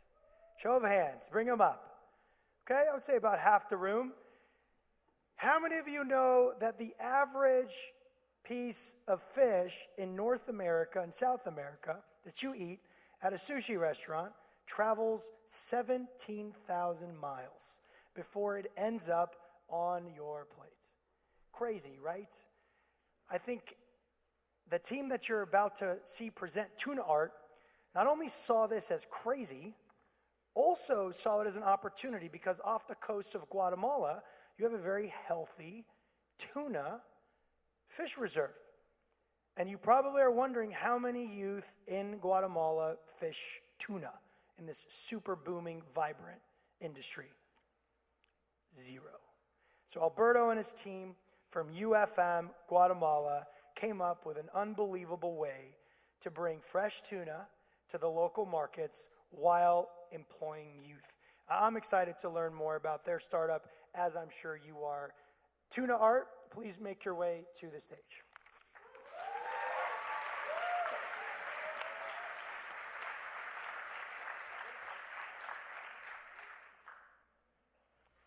We are Tuna Art. Our journey started 1 year ago by finding out that our local people in coastal communities were not being able to find market value for the most abundant resource, tuna. This led them to live in misery.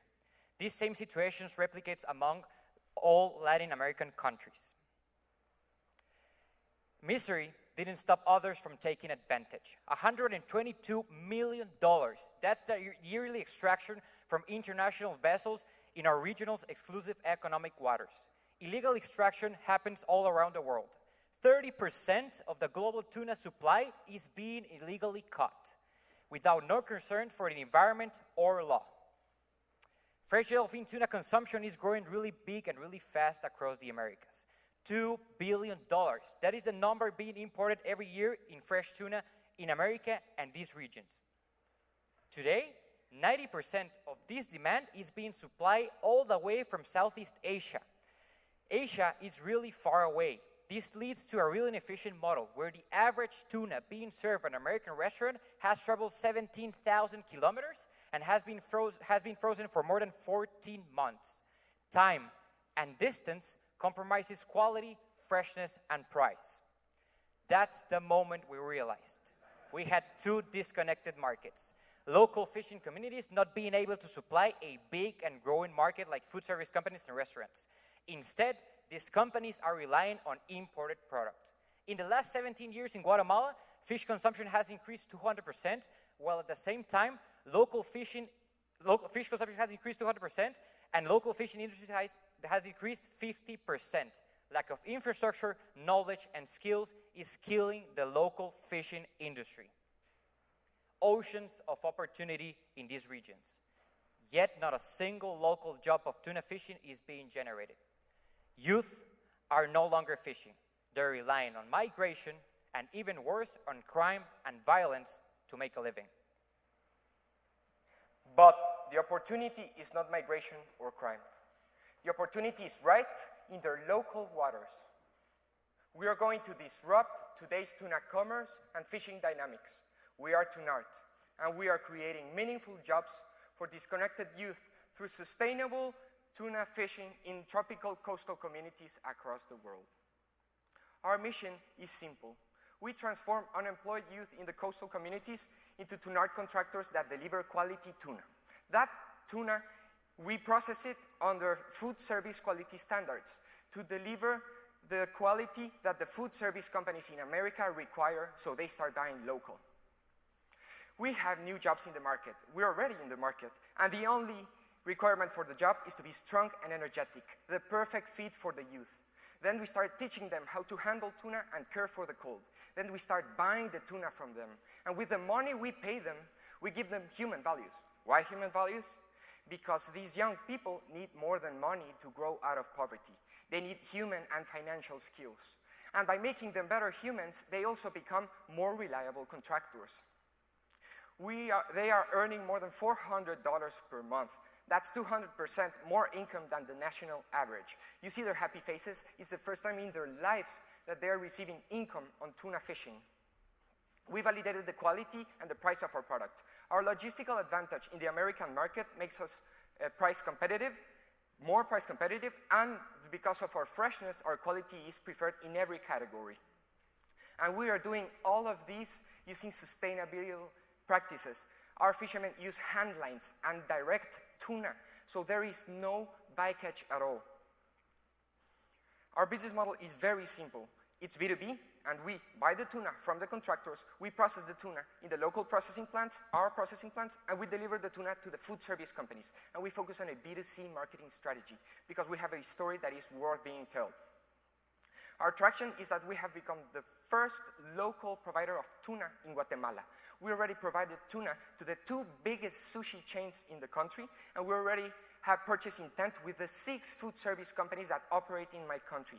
That means every single tuna that will be sold and consumed in my country next year will be a tuna that generated a job locally. And we have secured a strategic alliance with a distributor for the US and Mexican market.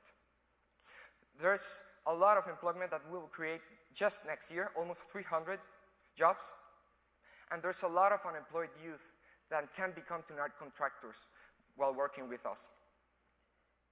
The available market is big, and we're going to attain it by opening other tuna nuts in Latin America. We will use a decentralized approach towards processing tuna to keep the local tuna for the local markets and the value that comes with it. And tuna is just the tip of the market. After tuna, we will integrate other fish products that these fishermen can deliver to tap into an additional $2.3 billion market. Tunard Corp will generate revenues of over $60 million by 2030 and create more than 10,000 jobs by that time. Our team has the skills, has the passion, has the experience, has the access to market to create success. We just need you now in the equation. For the consumers, for the environment, for the youth, Tunard. Thank you.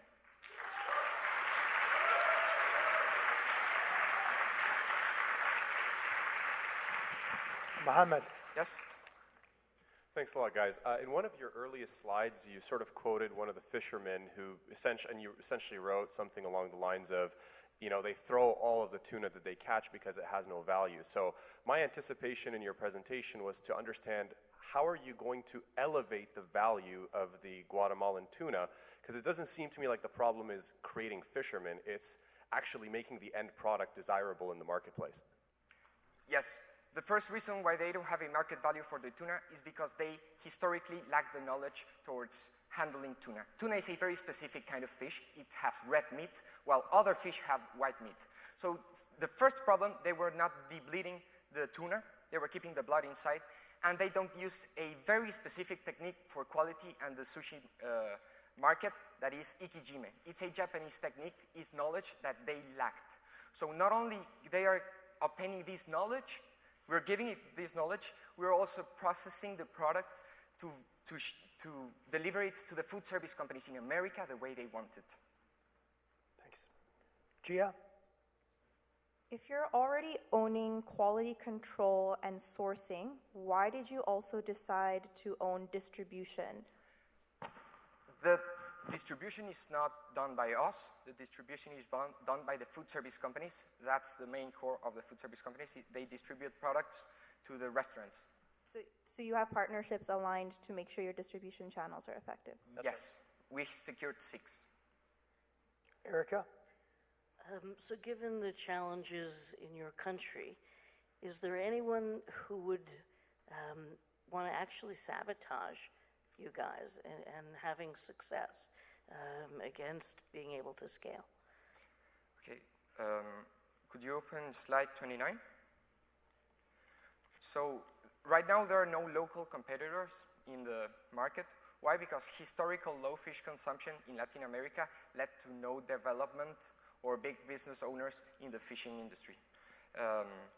So actually we've received a lot of, not sabotage, but a lot of good approach from the government side and from other companies that also distribute fish that like the product. For example, King Kampachi, a partner that is now with us, they distribute another type of fish in the Mexican market, and they want to distribute tuna. Just to add, the fishing quotas is a really important aspect.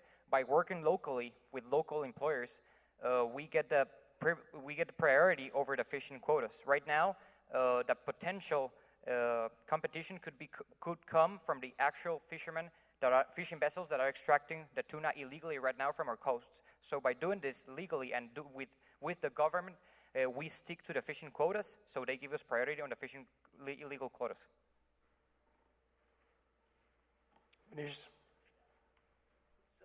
So the fishing sector, in particular the family-based small scale, is one of the most vulnerable to exploitation, to labor exploitation. So that's where you find child labor, forced labor, awful working conditions, lack of occupational safety and health. So what policies you have in place to avoid these problems?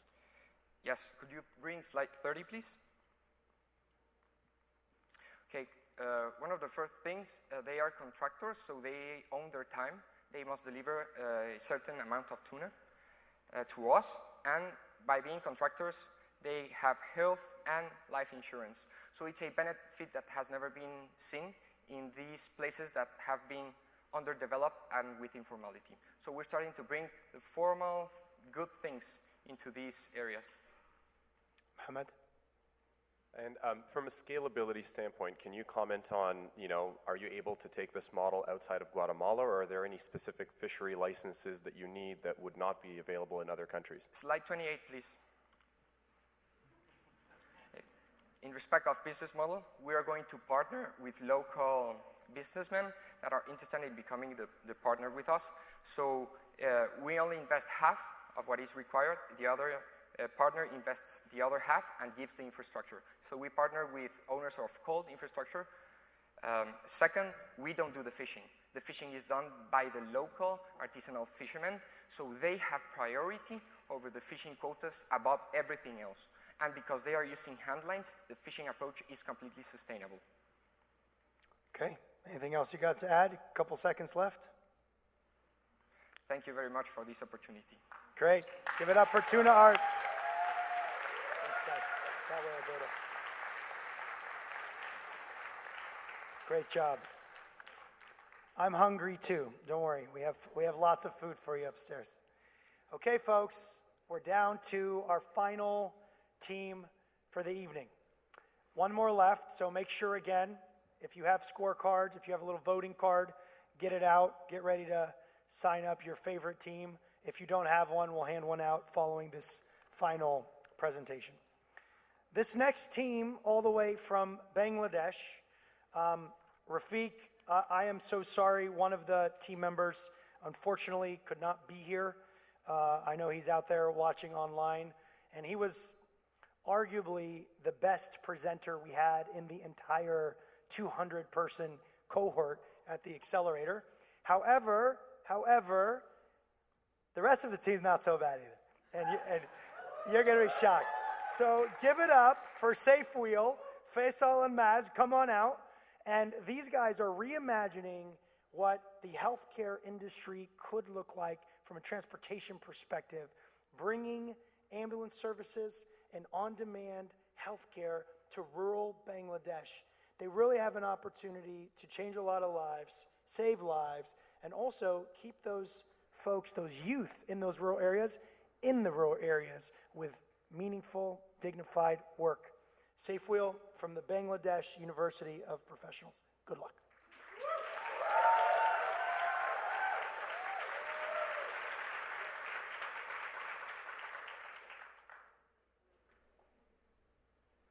July 21st, midnight. Our CEO, Rafiq, his uncle had a road accident.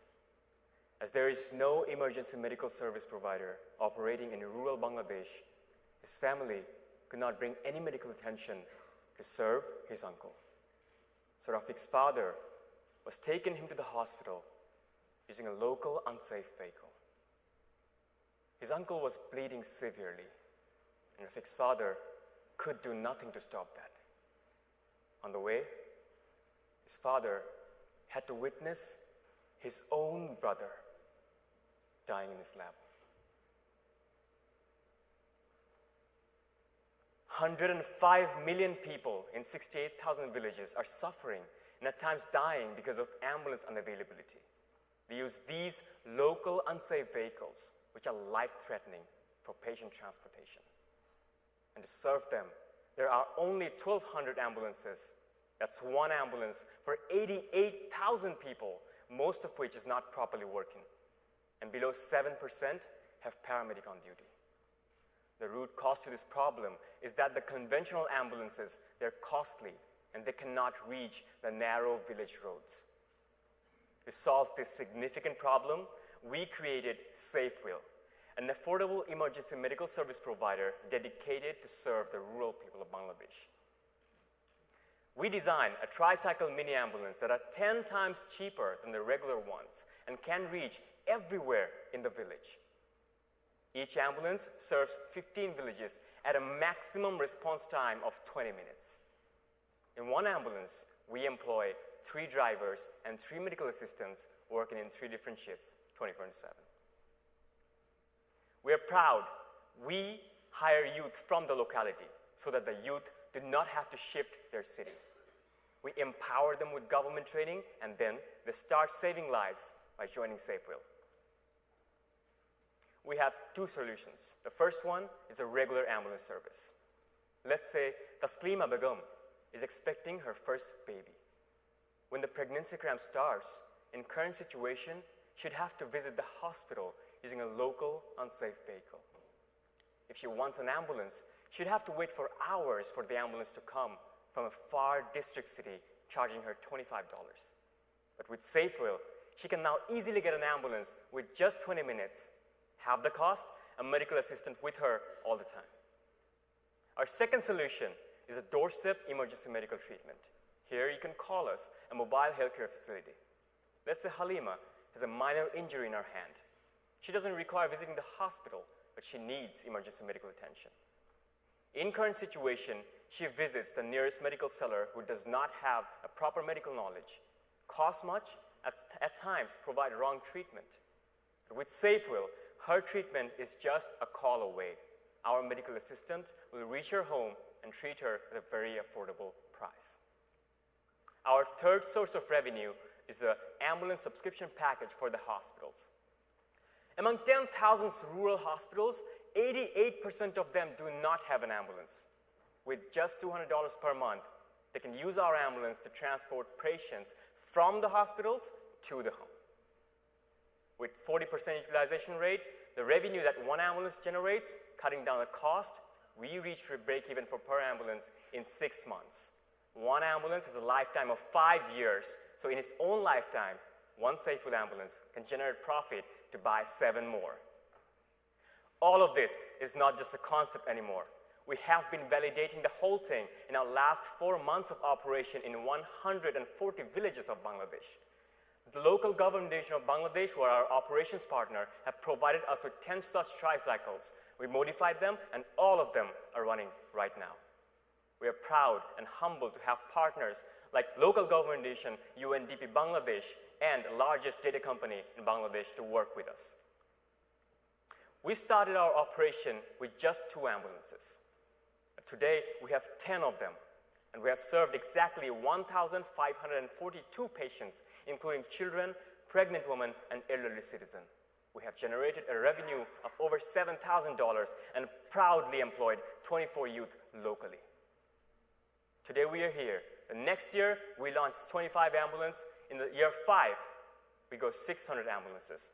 At the end of 10 years, we earn a revenue of $350 million with the 3,000 ambulances that we have, employing 18,500 youth locally and serving 6 million patients annually. Just like in the past 6 minutes, we could have served 66 lives. We have a passionate team who have expertise in community organizing, startup, and healthcare sector in Bangladesh, backed by national and international advisors like Christopher, who have experience in several similar fields in Uganda to minimize the gap in our business. We need all of you with us to save lives. So by investing in us, you're not just helping a business to grow, you're giving hope to millions of people to live for the next day. So that no one like me would have to come here and tell stories about how our loved one died. Help us move our wheels, help us save their lives. Thank you.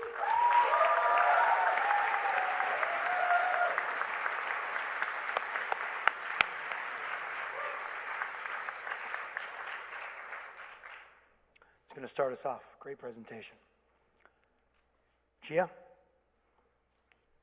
Okay, so I have a few questions, but we can just do one and then... Do one at a time. Yeah. We know you're a transportation expert, okay, in Pakistan. So my first question is, how are you sourcing these vehicles? So currently we're sourcing our vehicle from China, Guangzhou, Kawasaki Motors. The current price is $1,120, and with the tax, shipping cost and everything, we modify the ambulance, and the total cost is $2,820. So you're retrofitting the ambulances yourself? Yeah. And then what's the maintenance, fuel, and driver expense? The fuel maintenance and driving expense, we keep it in operations. So our fuel maintenance and equipment cost for ambulances, it's around $311 for one ambulance in 1 month. Okay, let's go on another question. Erica? So I'm just curious about your sourcing the skilled labor, because we need skilled drivers and we need skilled healthcare providers. Now, I know it's not a litigious place like by the U.S., but safety, both from the healthcare and the driving, how do you ensure that? Safety is one of the major issues that we care about. We have a safety code which is created by consulting with medical professionals, engineers, and ambulance industry experts. If any of the vehicle fail to meet those standards, we send the vehicle to the local workshop and regain the health of the vehicle, because that's primary job for us. Liz and then Bashar. Thank you for addressing this huge issue in the world of access to healthcare for many, many people. I wondered if you have mapped out and taken any learning from many other initiatives in your own countries and similar countries that have the same issue. So what's better about your initiative than what's already out there? So I will answer it in two parts. What happened in my country and what happens in other countries in the international area. So in Ghana and Nigeria, there were few projects. Even in Uganda, Chris Adegega, he has this project. But what happens is they are NGO type project that is non-profit, so they cannot scale without grants. And what happens in my country? Why my country's rural area is already open? If there are ambulance companies working in Dhaka, why they are not in the rural market? Because the regular ambulances is costly, and they cannot charge what they charge in Dhaka. Now, if they keep charging more, rural people cannot pay, so they cannot break even their ambulance. What we did, we minimized the cost by 10%, but we reduced our profit by 10%. So by 50%. So what happens is we can break even within 6 months for one ambulance. It gives us scalability. One ambulance can make 7 more. So we can buy one ambulance, and if we're pushing it, within 5 years, we have 8. Now, if I start with 100, you can just calculate the number. Okay, let's go Bashar and then Mohammed. Is liability an issue for you? I mean, you're already dealing with patients who are sick or injured. Can you get insurance coverage? We have a budget for liability and vehicle insurance currently. And it is $100 per month for one vehicle. Mohammed? Is the main challenge the logistics of getting healthcare professionals out, or do you actually have a fundamental problem with not enough supply of healthcare professionals? So currently the training that we provide, it's provided by our government and UN specialist. It's CHCP training, Community Health Care Provider. It's for the last mile of the country. In developing country like Bangladesh, they are experts in Dhaka, but for the last mile, it's difficult. So UN and our government provides training, 12-week training, CHCP training to the people. It's 6-week theoretical and 6-week practical. With this training, they can deal with emergencies and in the basic situation. Now, sometimes what happens, there are less doctors in the hospitals and medical assistants. Those CHCP trainers, they sit in the hospitals and treat people. Time. We are training. Thank you guys so much. Give it up for Safe Wheel.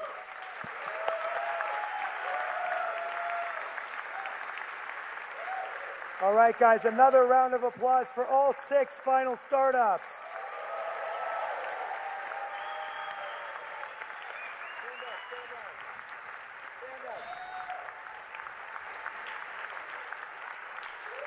Great job, guys. Great job.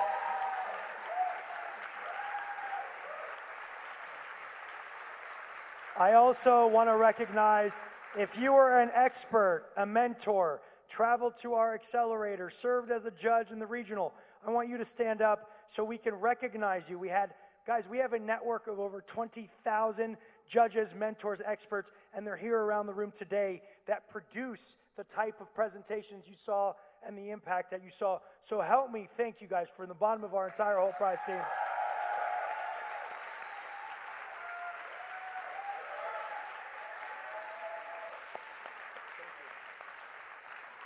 I'm going to go ahead so the judges can get a head start. Why don't the judges stand up? Please, you're going to be led out of the room to your deliberation. I know it won't be easy.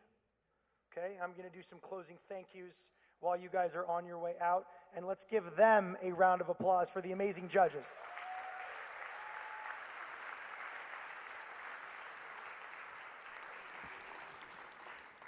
So that wraps up, folks, the first part of our program at the 10th anniversary Hult Prize. And as you can see, these young people, they bring it. They come with passion, they come with innovation, and they come with solutions, which they're actually implementing on the ground.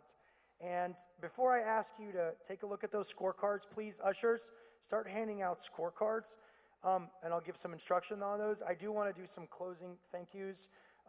Chris Walters, gosh, without you, we couldn't move anything. Again, Lucy, I know you've been recognized already. Lucy Brigham from the UNOP, but without you, we wouldn't be here. So thank you so much. And I do want to recognize the global Hult Prize staff. Most of them are volunteers. We have 100 or so that are not. The rest of the tens of thousands, they're students who come together. They're out there watching. I want to really thank you guys on the bottom on behalf of the entire team, our board, and everybody involved. Hult Prize could be nothing without the staff. So thank you guys. And I also want to remember, let's give those 3 a round of applause.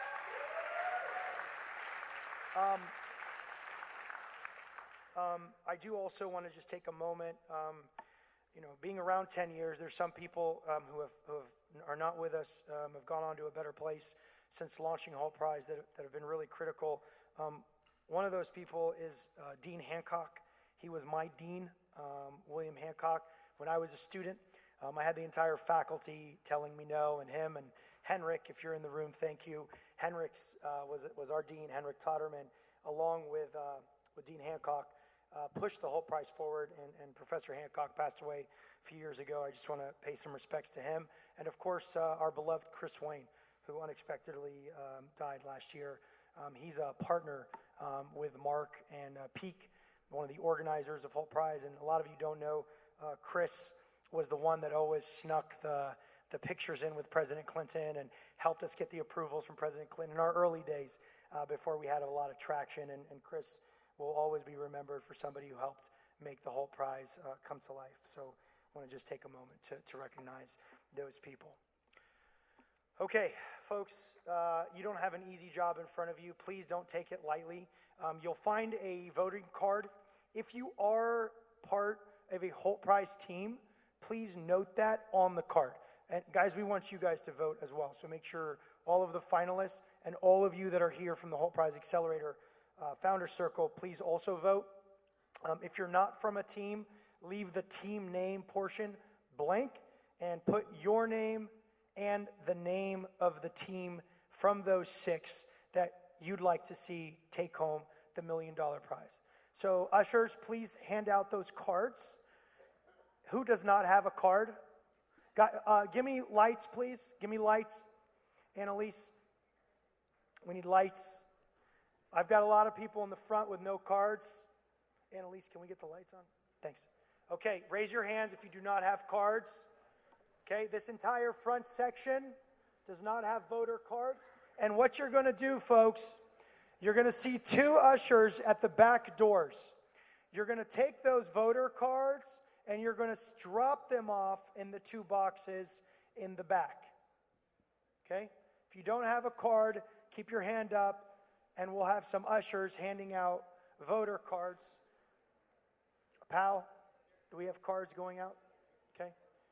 All right, folks, that's a wrap for me. Please stay in this room until your voter card is done. We'll immediately break from here to go upstairs to the DDR, where we'll have a great reception for you, some music, until the jury is done deliberating and President Clinton will deliver closing remarks. That concludes the first session of the 10th Annual Hult Prize. Folks, I'm Ahmed Ashkar. It's a pleasure to be with you. Thank you.